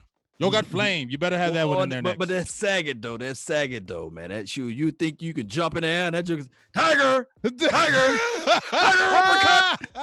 Tiger uppercut. I was like, how you beat this dude? In Mortal Kombat, get over here. That was my yo. Oh yeah. Get over here. That was my yeah. Ultra. Toby says if we haven't won in 3 years, Jerry will switch it up big time and hire Kellen Moore as head coach. I told y'all that. I told y'all Kellen Moore was gonna be the next head coach after they. That's why he ain't gone. That's a hot take right there. I don't think Kellen Moore is head coach material. Just quite. I didn't say he was, but I'm just saying. Yeah, we got into that Jerry before loves the you. Season. I don't care when Jerry love you. He love you. He ain't gone, is he? Yeah. Tyrone says 3 years. Curtis says he'll 4 years. Incognito says he'll last 3. Thomas told says you that 3 to 3. 4. I told y'all that 3. We're kind of hovering around 3. Jay says McCarthy will not win the Super Bowl during. Oh yeah, Jay Farmer D has been on. On this. Not the man is in here. Not Jay from. Not the man. Yeah, Jay. That's the man. Jay would say, man, y'all leave Coach Red. Y'all leave Coach Red alone. That's leave the Dirty man. Red alone. That's the man. Chris thinks he goes 4 or 5 years. I'll tell you what. If he goes 5 years, that means the Cowboys either got to the NFC Championship or the Super Bowl. Yeah, if he make it to 5th, 1, 2, 3, 4, 5, 5th. Because like y'all said, McCarthy is not family. This ain't Jason. That's Garrett. what I said. He ain't family. Yeah, he said all that humble stuff, and it's a privilege and honor 3 years in, and you ain't did shit with Dallas. I don't care how much of a privilege and honor is. They're gonna be like, get your goddamn act together. I'm so mad I have that line up. You wish you had that. Get your damn act together. But did you see the McCarthy interview press conference when he got hired? I felt like Jerry was about to go into tears when they brought up Jason Garrett. Man, I'm like, bro, he gone. I get it. He dead. I get it. That's your man's. He dead, Jerry. He dead. We can't leave him like this. He dead. With all that. Oh, Colin is coming with me. Colin said, how many more years y'all give Jerry? Huh. He's deep, Colin. Hey, listen, I'm not going to speak on the man's I'll be crying real tears, man, when he gone. Let me be trite. Let me be trite. For sure. No, Jeff, no on Kellen Moore as head coach. I'm agreeing with you, brother. I ain't saying he gonna be good. I said that's Jerry likes him, or he would. Why he's still there, right? That's all I'm saying. Just remember that. Oh my gosh. Hey, Lingo, you can't. He outlasted. But listen, didn't he outlast? Lingo. He outlasted Linehan. He outlasted Garrett, and Kellen Moore's still there. I'm just saying. Lingo just Who? put something in the universe Who? that got my just got What? me What they do? super What they do? excited. Put- Lingo said, "Look, if they tag Amari and draft Ruggs somehow, I want to see Cobb, Gallup, Amari, and Ruggs for a year." Yeah, That's a relay team. that's come on, man. The relays. Dog, if you put that out there, who's stopping this offense? Yeah, That's what I'm saying. That's what I'm You saying. think That about if- Tony if- Pollard, yeah. Oh my gosh, it's still Zeke. Tony. It still That's got what makes Jarwin. the draft so hard. Still got Jarwin in there. Gosh. You're gonna have 8. You're gonna have 8 in the box. They're gonna still That's- put 8 in the box. that's The game plan That's still gonna be nice. is to stop Ezekiel Elliott. You see, but when you have a true person that can take the top off the defense, What's up, the trail? Go ahead. no, I'm saying when you have a person that can take the top off the defense, we Changes saw everything. some things. We saw small factors of it. Let me see. Let me put my finger up here. Let me- We saw small factors of it with Tavion. You see, and What you said small? You better say biddies. Man, we saw a grain of Smidget. sand. Right, we saw biddies. We didn't see Tavon Austin robbed Dallas for 2 years. No, don't do Robbed that. him. Don't do that. Don't do Why that not? to Tavon, man. I'm not gonna say robbed him. I'll take because Hey. I like Tavon. So let me That take it wasn't back. him. No, you got to call Well, him who was Tavion. it? Who do you think that was, man? That's this Hey. tired ass offense. Jason. No, Garrett. that's that tired ass body. No. Yeah, it is. He been No. hurt. Don't you tell me that. Don't you tell me that. We don't win a playoff game without Tavion. Man, get Don't on win out that of here. Seattle. That man was Come on. waving that flag all them games, and we like, man, you can. I'm talking about that Seattle Seahawks game. We don't win that game without Tavon. Now, come on now. James, let me ask you one question. Whatever. Did the Dallas Cowboys use him correctly? Hell to the no. But right. was he hurt his whole time there too? Half the Yeah. time. Okay, then.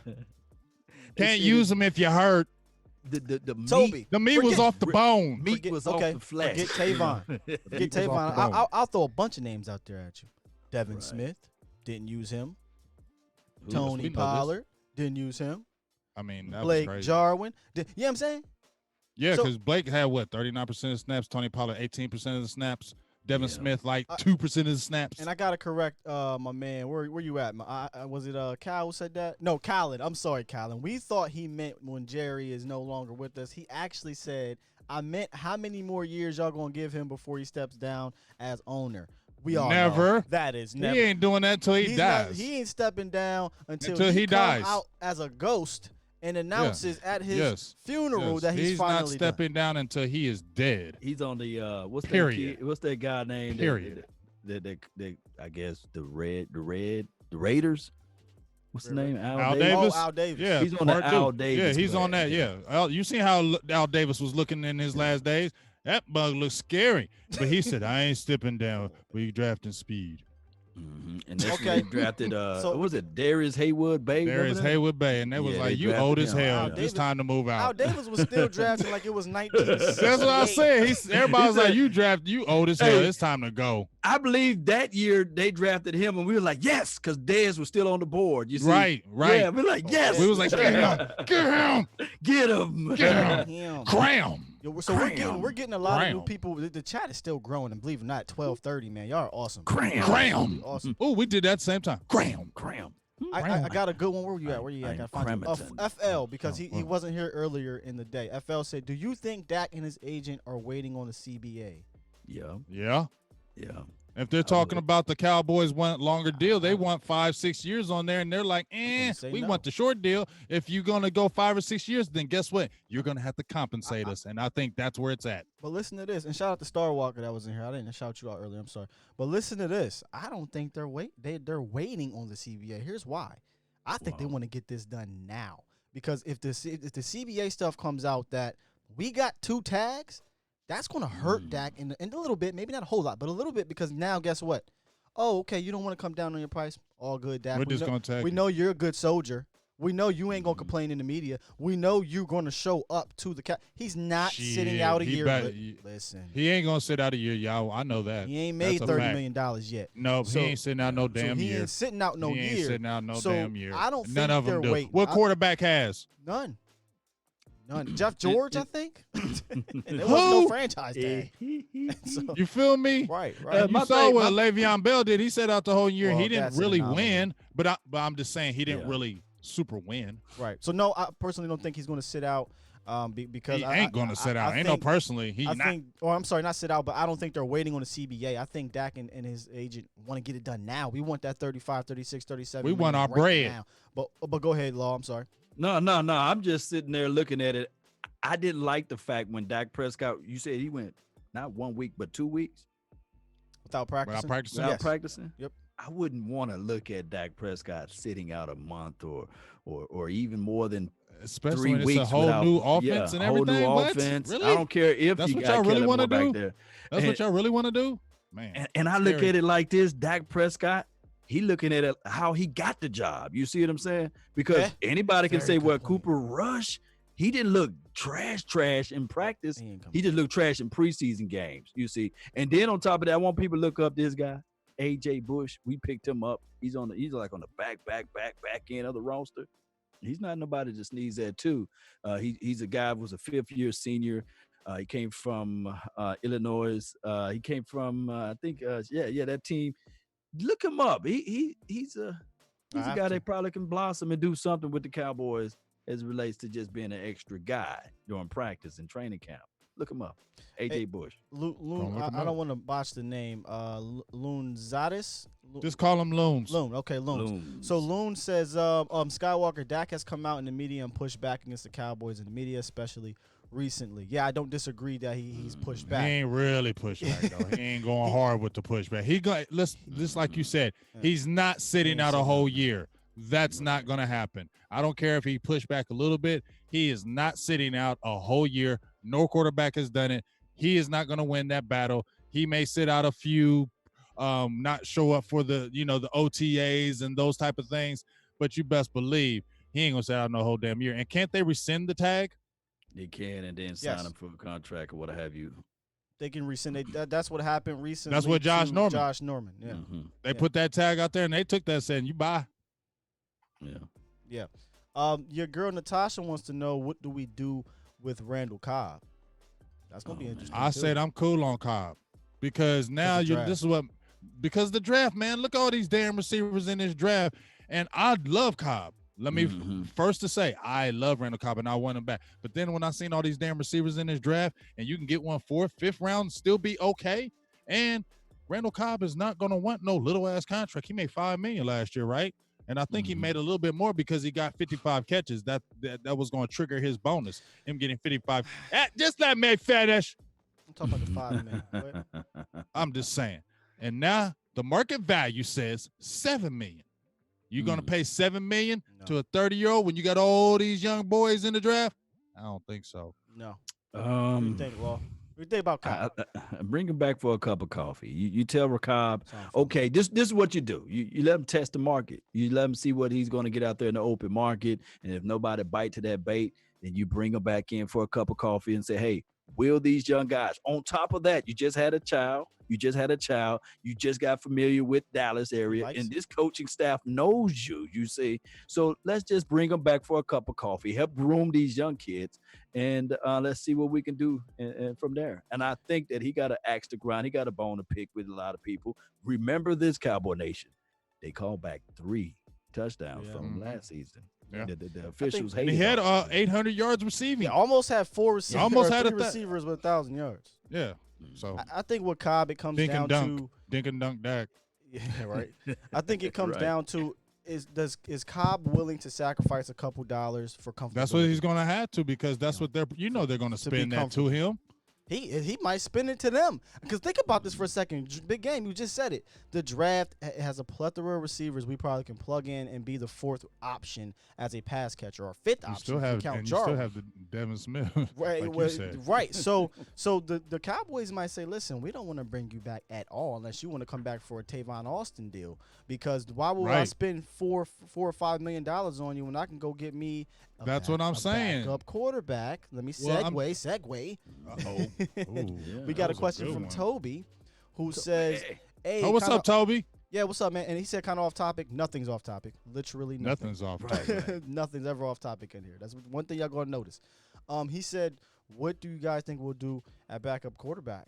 And that, to me, is so funny because I've been so focused on the free agents, the NFL free agents, our free agents. I haven't even thought about backup, and I really, really should. We all should. What do we do with that? Because I'm done with Cooper. I mean, I don't want nothing to do with Cooper. Got any names? There ain't really nobody out there. there. Tyrod Taylor? Is he a free agent? That's what I'm saying. I'm talking. Well, I ain't talking about the rookie. We really want a rookie backing it up, Law. Y'all draft. Law, you want a rookie backing it up? My philosophy was this before all of this hoopla, all of the Dak hate and everything coming from left and right. I said that this philosophy is not bad at all if we think about it. I think that the Cowboys should, this is operative word, should draft a quarterback every year. Not saying that you go in the first or the second round. The Packers way. Remember that? The Packers way. The Green Bay Packers did it 1 year. No, they did it for plenty of years. I think the Patriots did it a couple of years too. Ryan Mallett of the world. And a whole bunch of people that they went and got in the draft. And there's nothing wrong with it. I think Jimmy Johnson had that philosophy and said, okay, I'm going to put a little pressure under Troy, you see. And if everybody look at, Rodney Peete, he wasn't nobody to sneeze at too. So during the 90s, I know I'm going all the way I'm about back. to say, he wasn't, come on now. Not with Dallas. He was definitely allowed to. He was definitely something to sneeze at in Dallas. But what I'm saying is that collectively speaking, I think that we should always put pressure behind Dak Prescott. And trust me, I love Dak Prescott. But if you can't find somebody in this particular draft, then dare I say, after the draft, you pick up one of those veteran quarterbacks and you put them into the system. I'm just not sold on what's that? Cooper Rush. I'm not sold. Didn't we say that we wanted somebody to always? Well, I said I wanted when Romo was there. I wish we had audio back in the. I said back in the day I wanted somebody to always press Romo so he never got comfortable. Right. Because he never had a challenge. And what would Dallas do? Think about this. Think about how Dallas used to draft. They would draft and have them star players, and they would not draft people really behind them to give them any kind of feel that they were being pressed. They used to get the remember how people would say Dallas was top heavy with the talent, but didn't have the balance. Still say we are. Well, I'm just saying they started changing that theory with the depth. You get what I'm saying? Yeah. But Dallas, they were always saying Dallas was top heavy with the stars, and we didn't have the guys that if they got hurt, that we fell off. Yeah, because Sean they Lee, really remember? Because they wouldn't really try to replace them because they didn't want nobody really taking, giving them that heat. I just think we were arrogant as a personnel front office. We were arrogant until Will McClay took over. I think Will McClay, having been in the Arena League, a head coach / general manager for the Arena, knowing how to run an entire team for the Arena League, he understands that depth matters. Where Jerry, we know Jerry liked to sell jerseys. He liked to sell tickets. He loves those big press conferences. I'm gonna go get Marco Rivera and a Leonard Williams, and we're gonna march them out here. Hey, listen to this. Leonard Williams. What's the dude's name? Leonard Davis. And march him out here. Look at my big breadwinners. What about behind them? Yeah, true that. Let me ask you this though. I think Stevie Mack says these two names would they be bad? Colt McCoy. I always wouldn't mind Colt McCoy. I wouldn't mind Colt McCoy at all. or Case Keenum as a backup. Keenum. Yeah. In a pinch. I wouldn't mind Case Keenum as a backup. He can win a couple games for you. And for people that are saying Teddy won 30 mil, you know. People are saying I'm not talking about no damn Teddy Bridgewater. But listen, y'all, this don't make sense, guys. 30 mil for 6 games. I love you, Cowboys Nation. That's what he want. I love you, but 30 do you understand how much this doesn't make sense to not bring back Dak, who is a better player? Okay, period. Point blank, period. Period, better than Teddy. For a guy who's going to command probably at least 80 to 85% of the contract Dak is going to get. And he little. Man, And he little. He's still little. When people was talking about no arm. Duncan, yeah, that's a dink and dunk dude right there. 6.3 yards. That was his average. And then on top of that, he only had like 2 out of those games. I think 2 games that he threw over 300 yards. So what have you for those who like the hey, you got to throw 300 yards stats. So it's a no.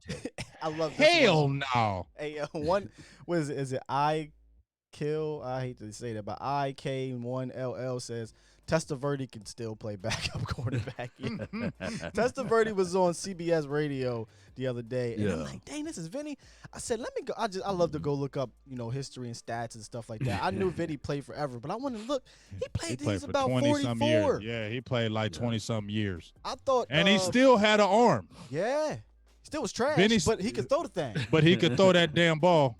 But when he was at 44, he played. He started a few games. I'm like, that's wild. Tony Banks, shout out to him, man. Vinny was out there. Y'all remember him, Tony Banks? Yeah, I remember. Man, oh my gosh, really? Yeah. Clint y'all don't Storr, remember? Y'all don't remember Anthony Collier though? Oh, okay. I thought you were going to go right. Y'all don't remember Anthony Collier? First black quarterback for the Dallas Cowboys. And I'm gonna tell you right now. Just listen to this right now. I got Anthony Collier in the game. Collier in the game. No way. What happened? What do you mean? Okay, when back in the day we didn't have the internet and all that. This is how deep a fan I was. I was in 8th grade, I believe. Remember when Dallas was sucking? When Dallas was not good? I wrote the USA Today because the USA Today, that was my go-to. All I used to do was read the USA Today because remember how they used to have the breakdowns of the games and everything? I used to read those religiously. So they had a fan question thing. You could ask anything you want in USA Today. And I asked them, when I was in 8th grade, I wrote them. I said, man, if Dallas is so bad, why don't they give Reggie Collier a chance? The next game he started. I wish I still had that USA Today paper because that tells you that boy, Big Game James, was dedicated back then. Calling for Reggie Collier when he was a kid. Right in USA Today. Come on, y'all. Put in Reggie Collier. Loving you is easy because you're beautiful. That man dedicated, dog. That man dedicated. PJ Walker. That boy dedicated, man. He dedicated, man. What about, I don't want to talk about the XFL, but people are saying get the best XFL quarterback as a backup. PJ Walker. You think PJ gonna try to get him? No, we need to get the tight end that we was talking about. We need to get that damn. I got you. You already know. I'm on it. I'm trying to get him. What's his name? Donald Parham. Who? Parham. Donald Parham. 6'8" tight end at that with Dallas. Dallas Renegades. Yes. Dallas Renegades leaving people looking good. And guess what? He young as hell. I think he just came out last year, didn't he? Let me look the kid up. What's his name again? He's 22 years old. Was undrafted, I believe. Denver or someone. I can't remember, but yeah, Donald Parham tight end. Dallas Temple or something, like a small school, something. So yeah, it wasn't Temple. It was even smaller than that. Was it? Yeah. But man, he has some wheels and he big. Oh, yeah, wow. He's huge. He's 6'8", about 250. Man, look him up, Law. And he's legit with the running. Yeah, he's been looking okay. So yeah, y'all put his name lock in the chat box, man. I'm the world's worst speller. Oh, yeah. Donald is the first name. Okay, Donald. Yeah, look him up on Twitter. Yeah, Donald. Go to his Twitter feed. The chat crazy, man. The chat is unbelievably crazy. Man, listen, y'all, this was one even better than I thought it would, and because the chat is going wild, and I love it. So I think we should do a mailbag for the late night hype for the next episode. Y'all let me know if y'all want to do that, and we'll actually grab some questions from each of our social medias, and we'll throw them up here, and we'll attack your questions. We'll put it up here. We'll put up your @name. Mail time. Mail time. Y'all remember that? If you got kids, pardon the interruption. Mail time. I used to love that shit. On mail time. Yeah. Talking about on Twitter on the 20. Yeah. Pardon the interruption. Yeah. Mail time. Oh yeah. Yeah. So we'll I think we'll do a mailbag. If y'all like that, like I said, just you can submit them to us, and we'll put it up here for the next late night hype. But before we get check this out. Before we get out of here, let me give this shout out to you, Will, and y'all. Carlitos Molina says, just stumbled upon this, and damn, this is great. I won't scream out because the kids in bed. That's how we're Thank you. There you go. Thank you, Carlito. We appreciate that. Appreciate the love. From everybody. This whole oh my gosh. I can't even name everybody, man. It's just been crazy. Man, I'm going to work tomorrow and I'm be like, my job better than yours. Oh yeah. Hey, what's your party shots, Law? Party shots. Oh my goodness. Well, you talking about shout out to people that's been watching. Party shots. Party whatever you want, man. Party like a rock star. Yeah, party like a rock star. Yeah, give me that. Give me that one. Well, we ain't trying to get copyright. Oh no. No. Yeah, I'm stay away from that, brother. Yeah, but I don't know. I'm gonna have to figure out one. So Well, I mean, just whatever. I'm just, shout outs, any last words prior Christopher to Henry, man. Shout out to you, everybody, man. Natasha Incognito, Vonch Lombardi. He probably went to bed now. Ikea, really. Yeah, take your ass to He bed. up Take watching your ass to film, bed, bro. Vod. Take he your up ass to watching bed. film. Take your ass to bed, Vod. My Cowboy family, Cowboy. They don't Gamer, never sleep. Kevin Turner. Yeah, they don't never sleep, man. Yeah, shout out to my Cowboys family. Yeah, They one of the Looney, hardest and I YouTube saw a working few Fly Eagles fans up in here, man. Shout out to those, even Bob Money and East Side, West Side, North Side, Harold. said East Side, Everybody know West the Side. best side. You know what I'm saying? West Side is the best side, baby. And everybody, man. Are we doing closings or what we doing? Yeah, we're closing here. We closing. So we're approaching 1 o'clock. I don't want to keep the nation up. Yeah, we got to go to bed. Yeah, y'all know I don't sleep, but I'm gonna say this right quick. I don't sleep neither. I fake Hit it. that follow button. Share this content. Yes. Let that Share the friend, hell out neighbor, of folk this. know where to go when they want to tune into Cowboy Sports Talk and Beyond. Man, And, this is it right here. Yeah, this is it right here. This is late it right night here. Hype every late Tuesday night hype. night. Yeah. We're definitely trying to turn the late night hype into a thing here on YouTube and kind of give you something different from the Cowboys Underground.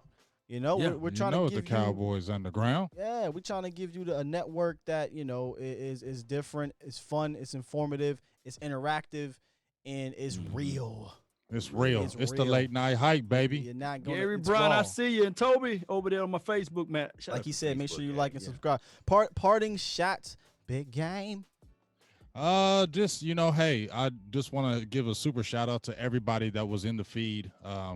Like you said, the comments were ridiculous. Oh, man, The participation tonight was ridiculous. We felt good about this show today, didn't we, y'all? We did. We knew this was going to be a good show. We felt like it's just a beautiful thing when you see all that kind of work out. Right. We interject, they're interjecting. That's just a beautiful thing, and it's just I'm just getting ready to see what's gonna happen next month, because next month is gonna be a crazy month. It's coming. The free agency is only a few weeks away. It's gonna be crazy. Heck, next week, because we'll know It's about gonna be Combine. crazy. We'll see if Henry Ruggs runs a Crazy. 4.21. Make sure y'all turn up. Hey, make sure y'all turn up them notifications, dog, because I'm gonna be trying to go heavy. Hey, and once again, I got my. I'm gonna let y'all know I didn't get my credentials. I tried. My dude couldn't give me my credentials, but I still got badges. So best believe y'all. I'm gonna tell you right now, I'm gonna be sneaking up on everybody. So y'all just be ready. Y'all might get some of them sneakies, because I'm gonna be like, hey, yeah, I'm with blah blah blah. They just gave me my credentials yesterday. Hey, how you doing? I'm Big Game. Got a quick interview for you. I'm gonna be sneaking up in there, so make sure you check it out. Love y'all. I told Big Game James. I said, boy, you better finesse it when you get down there. You better Finesse him. What? Listen. You better be like, I'm sorry. Is this the 40-yard dash line? I did didn't not know that. know that. I'm sorry. Hey, Delpit, let me ask you something since I'm here. You think I'm gonna have my glasses all crooked. Hey, guy, come over here. I didn't know where I was at, but you say your name is Grant Delpit. Okay, Grant Delpit. Hey, how you doing, guy? Bet you I'll do it. I can't wait. I wish I was. I told you, man. I wish I was out there, man. But I can't. I can't get there. I can't. And that's what the donations and all of the support Man, does. that Cowboy is, Nation. man. Yeah. Listen. Yeah, he Listen, get a chance to it go out helps there. grow the nation, like you say all the time, Law. It really does. We're It trying really to give y'all the does. best. I'm trying to give y'all the best. We trying to give y'all the best. Yes. And that helps a tenfold. So I really appreciate everybody. Make sure you subscribe to my page, Skywalker Still. Your page, Law. Tell them. Spell it out like you always do. Oh yeah, LAW Nation, man. Y'all put it like this. Put it in Google. You should see my face, name, or logo. No, this is not James Harden. I'm 8 years older than him. So hey, y'all put that in. Y'all see me. Like him, bro. And you do. remember, you're listening to nothing but the best. Nothing but the best. Hey, Let's bro, go. I'm about to listen. That's so smooth, bro. I don't. Can't nobody else do that. No. Gotta put that Go ahead, ground a in Big it. Game. Where can they find you, bro? Hey, Silver and Blue Nation, Big Game James on Facebook, Silver and Blue Nation everywhere else. Come check it out. Like, subscribe, donate. Because like I said, what we're doing is trying to build this independent network. We're trying to bring this fire to you guys on a daily basis. Not just right now. We're in the beginning stages, but I'm telling you, the more you support this, the more you get down with this, the more you get behind us, you're gonna watch this thing grow, and you're gonna be like, yo, we don't want to turn on nothing else. We're going right over to them guys, because they bring it, and that's what we want. But we want the love to go with everybody, but we just want y'all to know, man, we're grinding on this, and we want this thing to be great. Absolutely, man. Absolutely. One more last one because this is funny. Stevie said Law and James Harden should run a 40 to see who the real beard is. Or play some one-on-one. Oh, man. One-on-one. I love y'all, man. I Y'all play are the defense, best, man. baby. Listen, Yeah. make sure y'all check us out next week. We will be back. Maybe sooner. Who knows? We're going to figure it out. But I appreciate you. Subscribe, like, and share, and we will get with you next time. Peace. Baby.